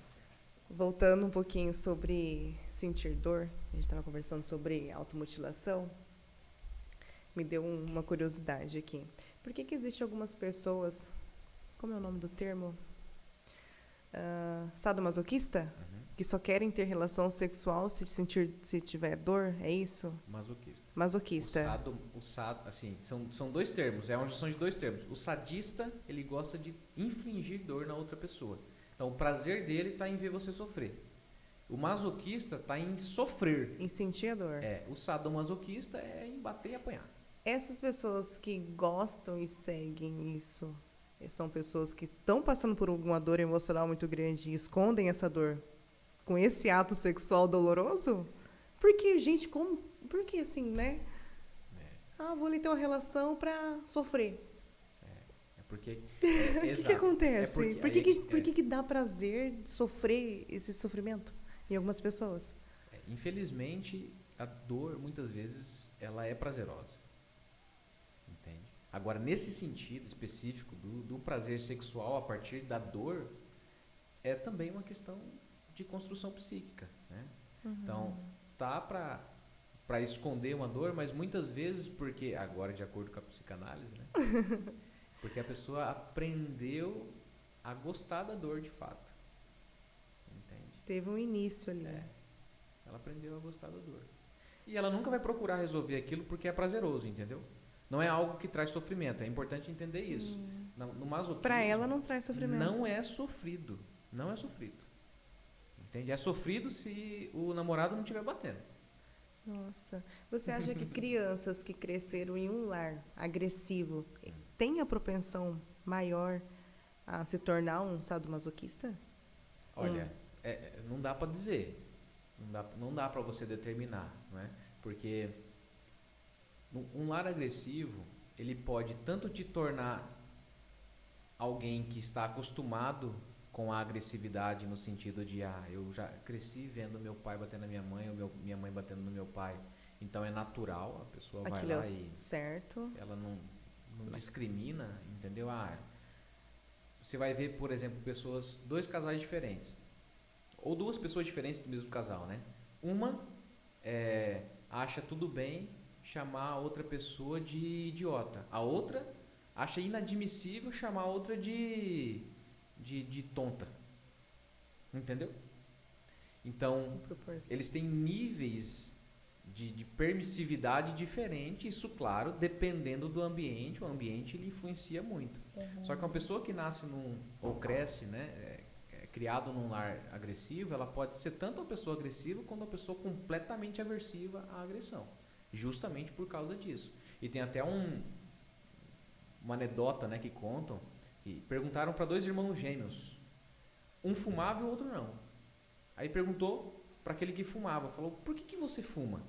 Ele falou, mau exemplo do meu pai lá em casa. Ele fumava, eu também fumo. Aí perguntou para o outro, e por que você não fuma? Ele falou, mau exemplo do meu pai lá em casa. Ele fumava, eu não fumo. Olha só. Entendeu?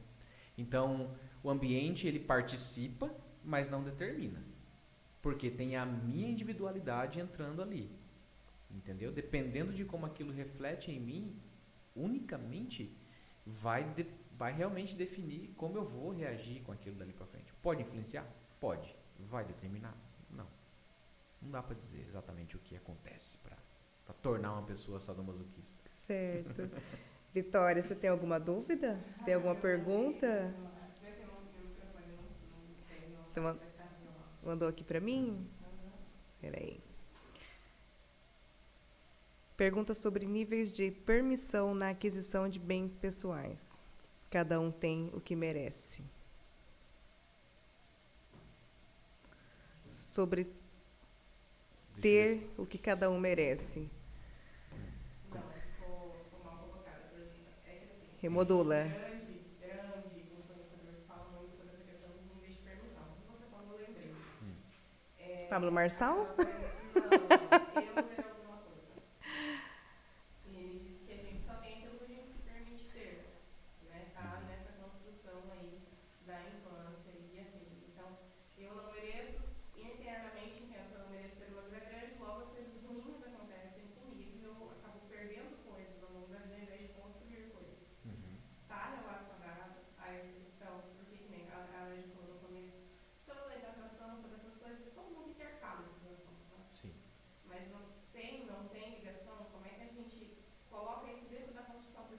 porque esse é só um aspecto de toda a construção.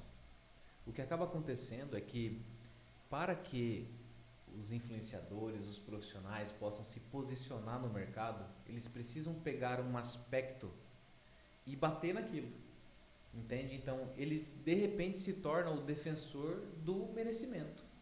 Então, é merecimento. Você vai observar um psicólogo que eu gosto muito, que é o Rossando Klinger. Rossando Klinger. Depois tem que pesquisar. É Rossando, tá? Para não errar o sobrenome dele. Ele é um psicólogo que foi várias vezes na Fátima Bernardes, inclusive, e ele bate muito na ideia do amor próprio, certo? Então, cada um vai defender um aspecto, só que tudo está relacionado. Sim, é verdade. Muitas vezes, uma pessoa que nasce e é criada acreditando que ela tem pouco valor, ela vai acreditar também que ela não merece viver uma boa vida. Ela vai acreditar que ela não é digna de uma vida feliz. Então, quando ela estiver exposta a isso, ela ou vai se distanciar porque ela acredita que aquilo não é para ela. É o que as pessoas chamam de autossabotagem. Mas autossabotagem nada mais é do que eu fazer aquilo que eu já acredito que é para mim. Certo? Então, eu acredito que eu sou uma pessoa burra. Então eu não vou estudar tanto. Entendeu? Aí fala, não, mas eu sei que eu tenho que estudar, eu tento, me esforço, mas eu não consigo. Porque você acredita que você não vai conseguir de fato. Internamente você já tem a certeza de que você é burro. Entendeu? Você internalizou aquilo, está tão profundo, entende? Que você age para tornar aquilo verdade, de certa forma. Então, eu vou agindo sempre de acordo com aquilo que eu aprendi. Então, se eu me vejo como menor, pequeno, não tenho valor, eu acredito que eu também não tenho. Eu não mereço uma boa casa, não mereço uma boa família, não mereço um bom emprego. E quando vier, eu acho que eu vou perder rápido, eu acho que eu não vou conseguir segurar, porque eu não sou digno, eu não sou tão inteligente, eu não sou tão capaz, entende? Então, a ideia do merecimento, ele é um aspecto, mas que está englobado em todas essas questões que a gente trabalhou, entende? Então, por eu me sentir menor, por eu ter medo, por eu acreditar que não é para mim, eu sinto que eu não mereço, aí eu me sinto culpado, aí eu me sinto com raiva, aí eu fico triste, e quando a pessoa chega na gente, ela fala, eu tô com uma dor aqui no peito, eu acho que é ansiedade. Entendi. Entende? Você tem que mostrar tudo. Existe algum tipo de exercício ou atividade que a pessoa possa estar fazendo para ela entender os níveis de merecimento dela mesma? Porque tem essa questão, igual a Vitória falou. Eu atraio tudo aquilo que eu mereço. Então, primeiro eu preciso entender o que eu mereço. Tá, posso reformular a frase? Porque às vezes a pessoa fala assim, meu Deus do céu, só atrai coisa ruim, mas você talvez... não atrai as coisas que você merece, você vai atrás daquilo que você acredita que você merece. Ah, sim. Entende? Eu atraio aquilo que eu acredito... Você não atrai nada. Eu vou atrás daquilo que eu acredito que eu mereço ter. Exatamente. É igual de relacionamento que a gente estava falando. Isso. É uma postura muito mais ativa. Porque senão você... Esse é o grande problema da lei da atração. Te dá a sensação falsa de que você não precisa fazer as coisas. Que elas vão vir até você. Elas vão vir até você. E não é assim. E não é assim. Então, quando você vê pessoas que conseguem algo que é surpreendente, essa pessoa ela acreditava que aquilo era para ela. E aí você fala, caramba, como que você conseguiu? Ele fala, cara, eu continuei. E aí ficou 20 anos naquela brincadeira. Entendeu? E ele não atraiu nada. Então, quando você acredita que você tem um bom desempenho, o que você vai fazer? Vou dar um exemplo. Imagina que a pessoa ela acha que ela é inteligente. Ela acredita. Ela acreditou nisso. Mesmo ela não tirando 10 nas provas. Mesmo ela não tendo o melhor desempenho de todas. Mas ela acredita. No momento que ela acredita, tem um grupo com 10 pessoas. Aí alguém chega e fala assim, eu preciso de uma pessoa voluntária para fazer tal trabalho. Quem vai? Ela faz assim, Ela ergue a mão. Porque ela acredita que ela que ela consegue. Ela pode nem ser a mais capaz do grupo. Às vezes tem gente mais inteligente que ela ali, que se sente burra, que conseguiria desenvolver aquele trabalho, mas acha que não. Não acredita. Aí não ergue a mão. não se desenvolve, não desenvolve oratória, habilidade social, liderança, não se coloca nesse desafio, e aí essa pessoa vai. Aí ela fala, nossa, ela atraiu. Não, ela não atraiu, ela ergueu a mão quando perguntaram. Ela acreditou Exatamente. nela mesma. Ela achava que era para ela, e por ela achar, ela foi atrás, e por ir atrás, e ninguém mais ir, As coisas ela foram conseguiu. acontecendo. Olha só, Entendeu? que bacana. Então, assim, é claro que parte da vida, como a gente não controla tudo, tá? Porque a gente não pode ter a ideia de que, ok, tudo depende de mim. Não, nem tudo depende de você. Eu diria que poucas coisas dependem da gente, tá? Tem muitas vezes que a gente tem sorte mesmo, você fala, caramba, ainda bem que apareceu essa oportunidade. Tem vezes que são contatos mesmo, né, de pessoas que gostaram de você por sei lá o que, te ofereceram aquela oportunidade, insistiram para você pegar, e você fala, meu Deus do céu, tem que pegar esse negócio, né? Então, tem muitas coisas que realmente só acontecem conosco, mas acontecem com todo mundo. Em algum momento, claro, não posso negar que algumas pessoas possuem mais disponibilidades, né? Mais oportunidades do que outras. Tem pessoas que têm 2 ou 3. Então, assim, ela tem que ficar muito atenta para na hora que aparecer ela pegar. Tem outras que tem tanto que ela vai selecionando, né? Agora, para todos, independente, a vida acontece de forma que a gente não controla, e tem muitas coisas que acontecem conosco que são boas, muitas coisas que são ruins. Agora, essa ideia de que você vai fazer, por exemplo, um trabalho de terapia e que você vai melhorar a sua capacidade de merecimento, e por causa disso vai aparecer um homem lindo e maravilhoso na sua vida porque você sente agora que merece, Não é bem assim. não é assim, entendeu? Porque às vezes ele já está casado, entendeu? Aí você fala, não é dessa vez, entende? Porque não é, você não transforma a si mesmo para transformar a vida. Você transforma a si mesmo para que você possa olhar para a vida e vá atrás daquilo que você queira. Entendeu? Tem coisa que é mais fácil, tem coisa que é difícil pra caramba, entendeu? Aí você está disposta a pagar o preço? Você está disposta a correr atrás? Você está disposta, não, eu quero me tornar a pessoa mais influente da cidade. Você está disposta a fazer coisa chata, a estudar? Você está disposta a realmente se envolver naquilo para tornar a realidade aquilo que você nem sabe se vai acontecer? Porque é uma aposta. Sim.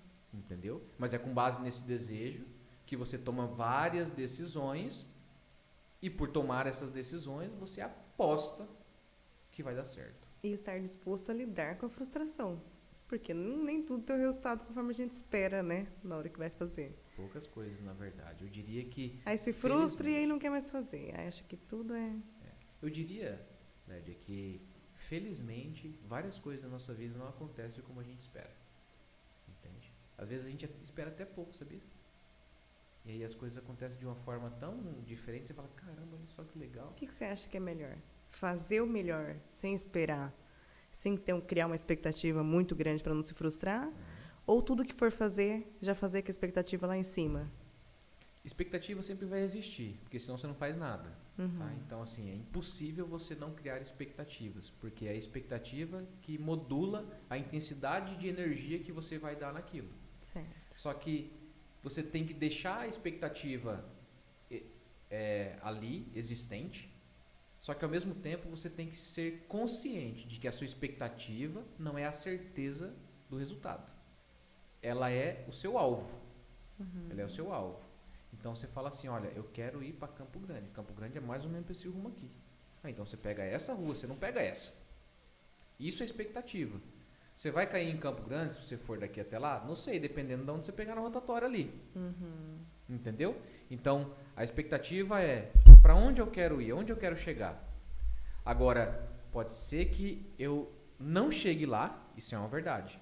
Pode ser que eu não chegue lá no tempo que eu queria, isso é outra verdade.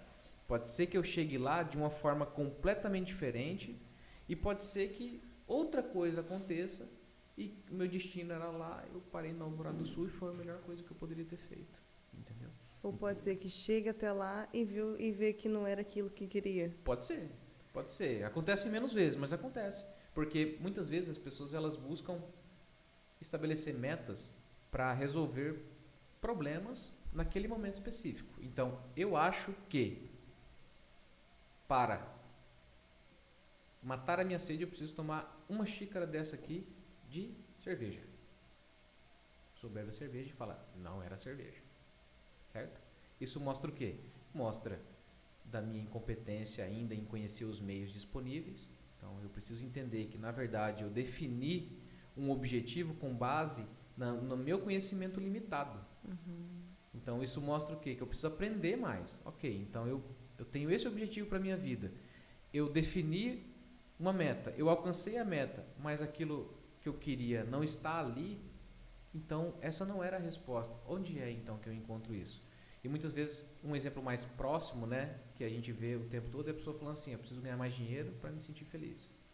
Aí a pessoa ganha mais dinheiro e não se sente feliz. Por que acontece isso? Porque ela acredita, e porque socialmente é trazido isso, de que o dinheiro, ele dá essa sensação. Você vê no Instagram as pessoas viajando, sorrindo, comprando coisas, comendo.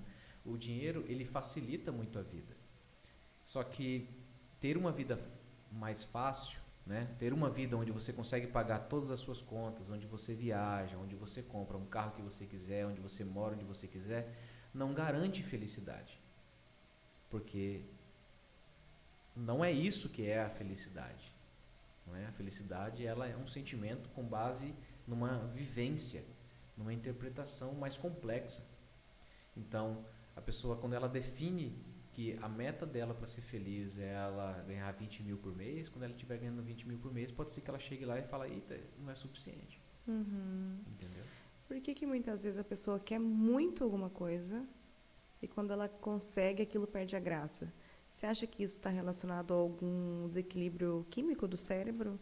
Não necessariamente. Não necessariamente. É. Assim, Eu já passei por situações assim, várias. Às vezes é algo impossível. Aí eu quero.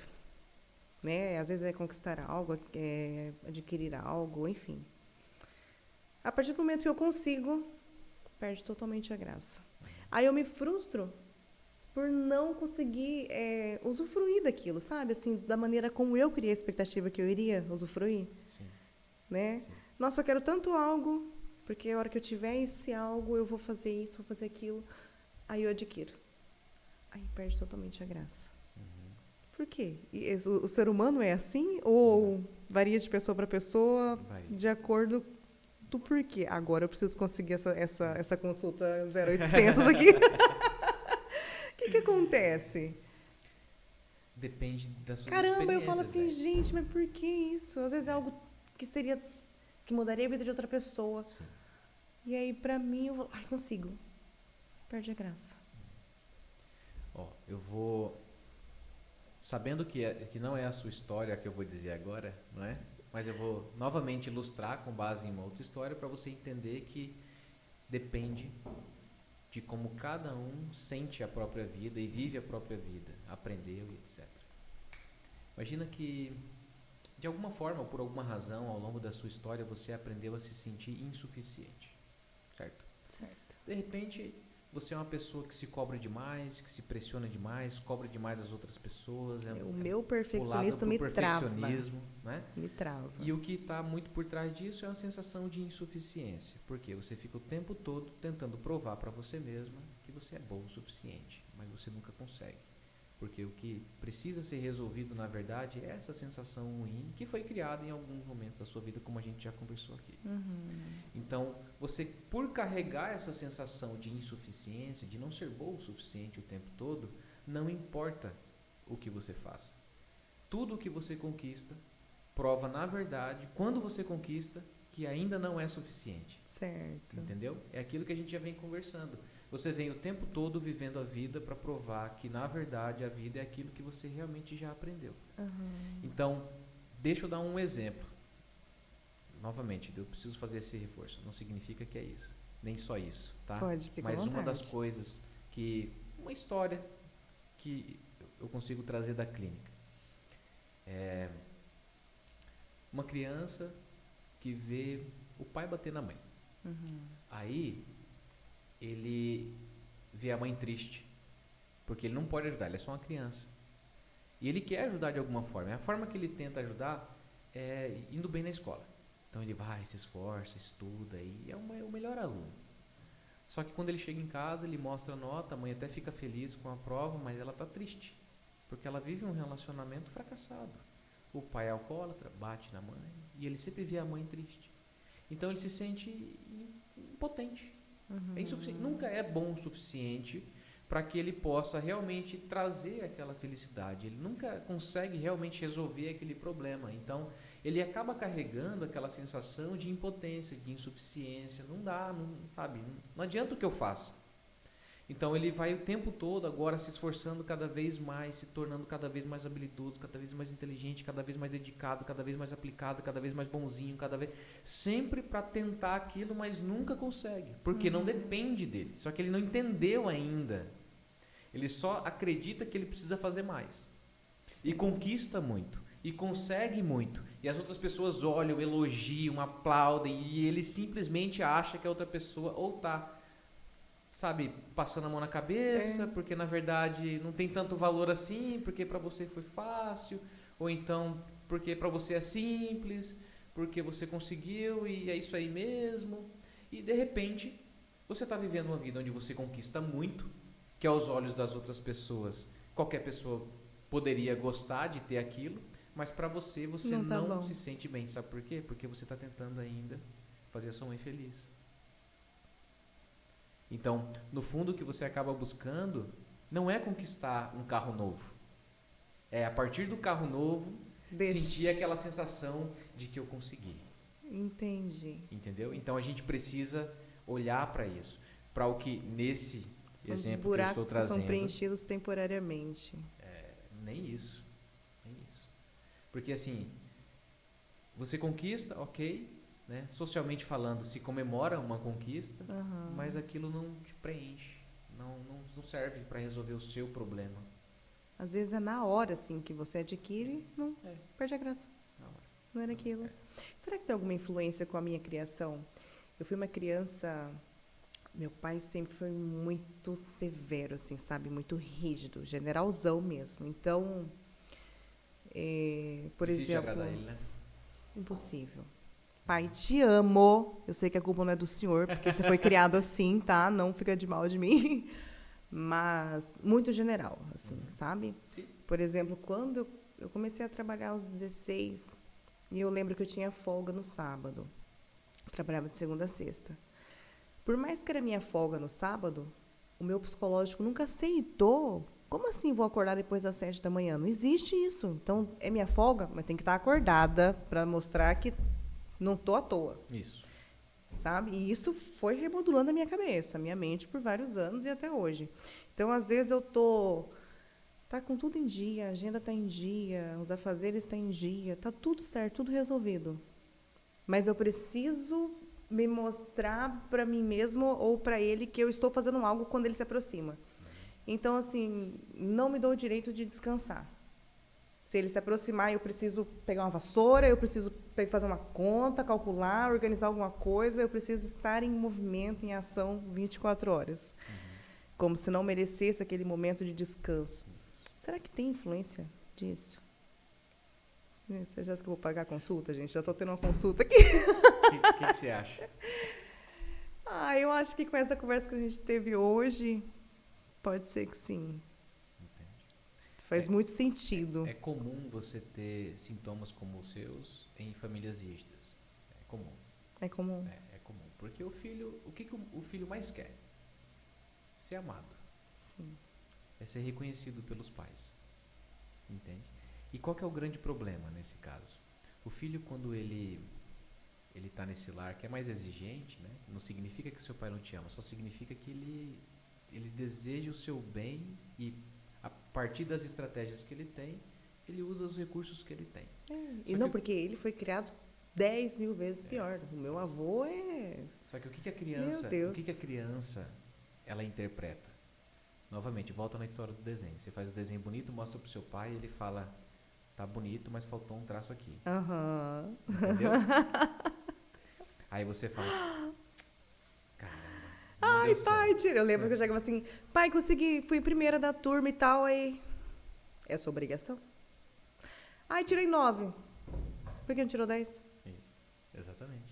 E o que acontece? E eu me tornei esse adulto desse ao, jeito ao hoje. ao mesmo tempo que você adquire habilidades sociais extremamente necessárias para a vida adulta, como responsabilidade. Eu lembro hoje também, ó, eu tinha, não lembro quantos anos eu tinha. Eu sei que estava chovendo canivete. Eu estudava de manhã e a gente ia de bicicleta para a escola. E estava chovendo demais. Eu falei, cara, eu não vou na escola, né? Só que eu não tenho autonomia para simplesmente não ir na escola, né? Eu falei assim, eu não vou pedir pro meu pai, eu vou avisar ele que eu não vou, para ver se eu consigo dar aquela. Aí ele tava deitado, acordei ele, falei, pai, eu não vou na escola hoje não, tá? E ele acordou assim, viu que tá chovendo. Aí ele olhou pra mim e falou, por quê? Não tem aula? Aí eu falei, tem, eu vou então, beleza. Isso também me ensinou a ser muito responsável.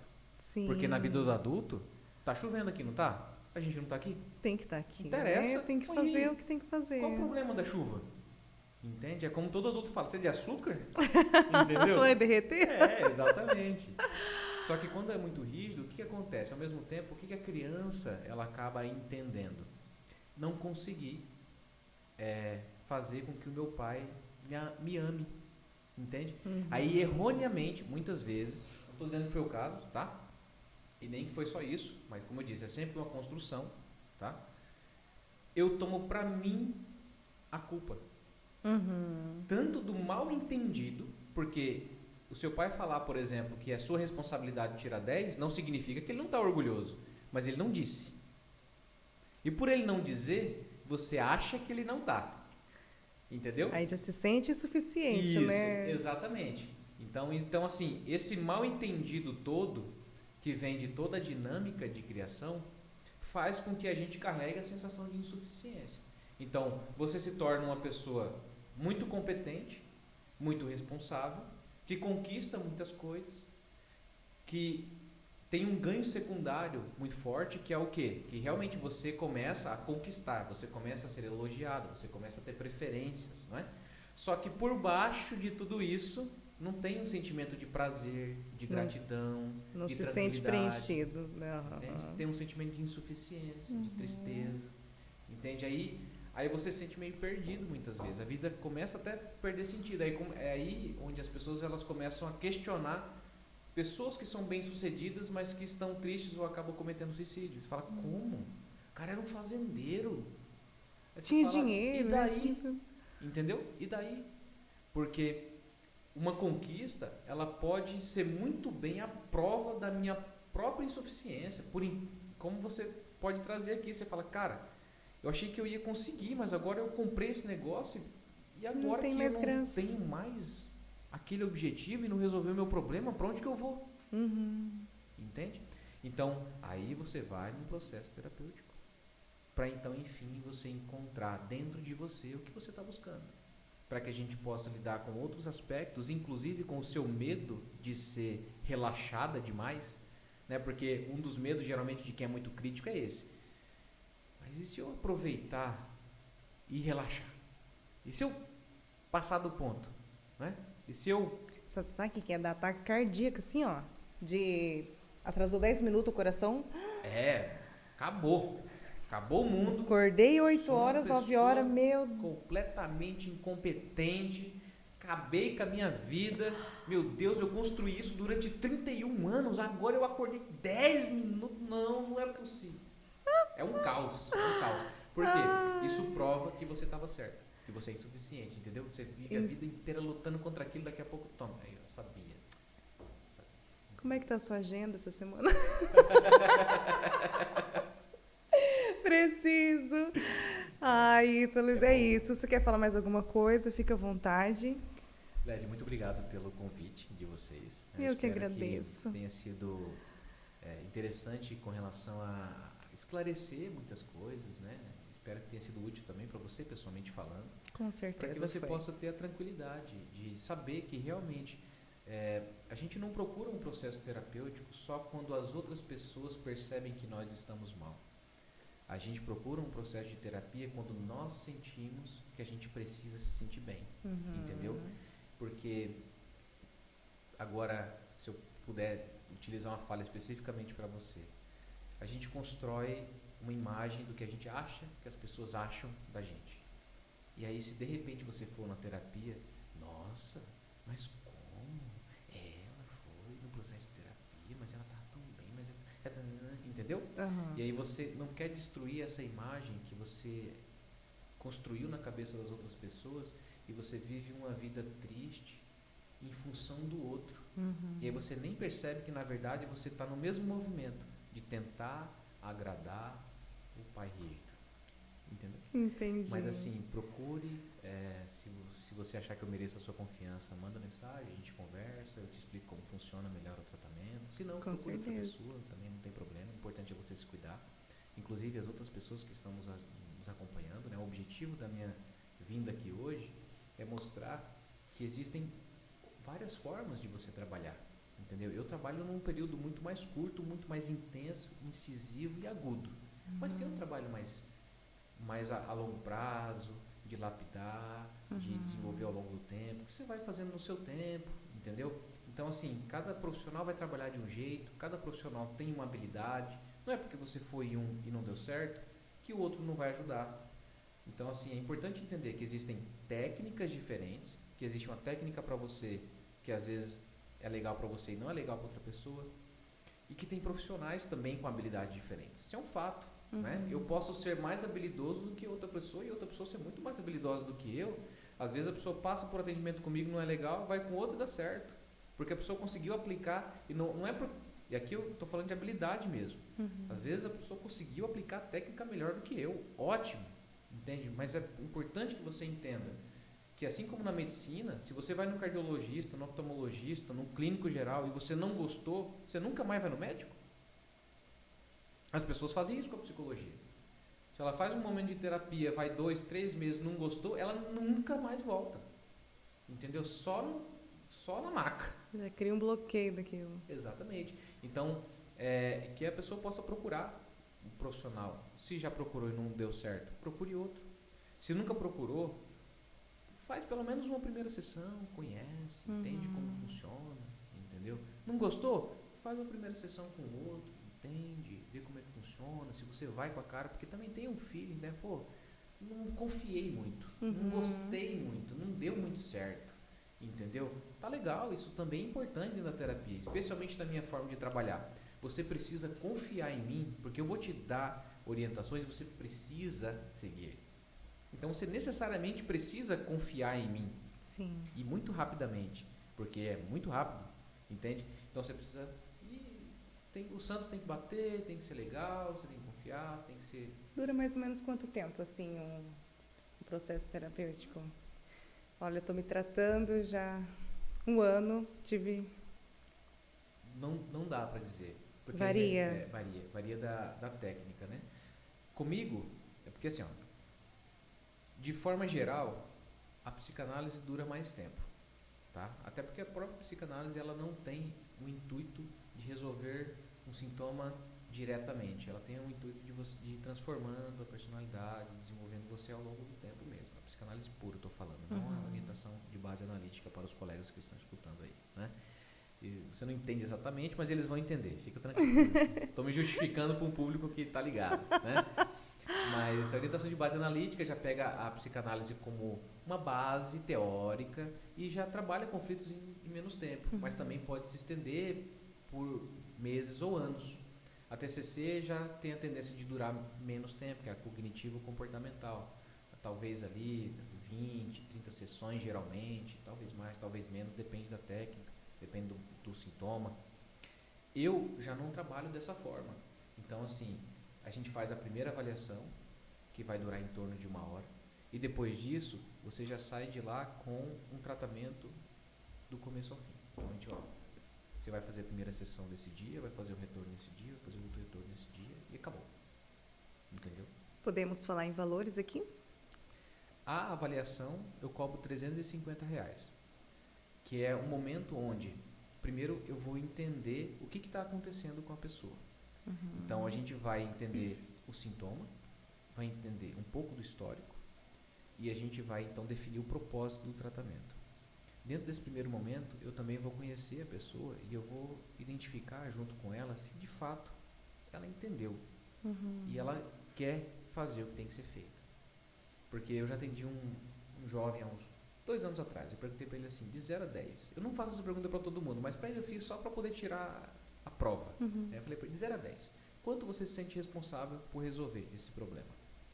Ele respondeu, 0. Logo, ele não é uma pessoa para fazer terapia comigo. Eu diria que ele não é uma pessoa para fazer terapia com ninguém. Mas na terapia tradicional, por exemplo, ele conseguiria desenvolver a habilidade de perceber que tem um problema, de perceber que é ele que tem que resolver, para aí começar. Na forma que eu trabalho, não. A pessoa já tem que saber que tem um problema, já tem que saber que é ela só tem que querer resolver e não sabe como. Certo. Entendeu? Então eu vou observar isso dentro da avaliação. A pessoa vai me conhecer dentro da avaliação. Ela vai saber como é que eu trabalho, vai ver a minha forma de falar, porque eu tenho a tendência de ser um pouco mais objetivo. Mesmo a pessoa tendo o espaço para falar, a forma que eu trabalho, a terapia que eu desenvolvo, ela é mais focada no conflito. Então a gente não vai abrir o leque para falar sobre muitas outras coisas que não tem a ver com o problema. Então a gente vai sempre fechar. E aí dentro dessa avaliação eu também já vou explicar, ok, então esse é o problema, está acontecendo isso, está gerando isso como um problema, ok, o método que eu uso é interessante para você, nós vamos fazer tantas sessões e vai custar tanto. Então aí dentro da avaliação, aí eu vou definir junto com a pessoa quantas sessões e qual é o preço do tratamento. Mas em relação ao preço da avaliação, é 350. Certo, compreendi. Certo? Onde que você atende aqui, em Rio Brilhante? Aqui em Rio Brilhante mantendo. Você não atende aqui? Não, Eu só achei que você estava atendo em atendendo aqui em Dourados. Só Qual que é o endereço lá? Eu atendo lá no Medical Center, na No frente Medical Center. do Parque dos IPs. Tem um prédio que é só de profissionais da área da saúde. É Avenida Presidente Vargas, 1695. Você atendeu um tempo aqui, né? Atendi. Ai, alô, pessoal de Dourados, ó, fiquem atentos. Não, eu atendi, porque eu morei aqui em Rio Brilhante desde 94, né? Eu vim de Alagoas, nasci lá e vim com 4 anos. Aí eu me criei aqui e cresci aqui. Me formei no final de 2012. De 2012 até 2020 eu atendi aqui. E aí, nesse meio tempo, eu acredito que de 2018 a 2020 eu atendia um dia em Dourados. Então eu ia todo dia para atender, toda segunda para atender lá. Em 2020 eu mudei para Dourados. E aí, naquele primeiro ano, eu vinha um dia atender em Rio Brilhante. Para poder dar vazão à agenda que eu já tinha aqui. E aí, então, de lá, de 2021 em diante, até hoje, eu atendo exclusivamente em Dourados. Legal. Já atendo, e aí ainda atendo, né, várias pessoas aqui de Rio Brilhante que vai para lá. A gente tem muito essa cultura aqui, né? Sim. Todo mundo vai para Dourados. É mais fácil a pessoa ir para Dourados do que vir para Rio Brilhante. Sim. Então, eu atendo o pessoal de Maracaju, Ponta Porã, da região aqui, né? Sul do estado. Mas aí eu atendo lá no Medical, né? Acho que lá deve fazer uns 2, quase 3 anos que eu estou na sala lá. Legal. Muito obrigada, tá? Foi um prazer conversar com você. Gostei muito do nosso bate-papo, muito mesmo. Obrigada, Vitória, nossa social media. Gente, 2 horas de podcast. Que delícia! Olha só. Na hora que ela falou assim, 40 minutos, eu falei, não vá. Sabe que não dá só se 40 eu falar assim pra pessoa, não, é mais de 40 minutos, a pessoa dá uma assustada, né? Porque por mim, a gente fica aqui conversando horas e horas, não tem problema. Muito obrigada. Obrigada, Vitória. Um abraço. Até a próxima. Fiquem com Deus. Tchau. Obrigado. Que maravilha.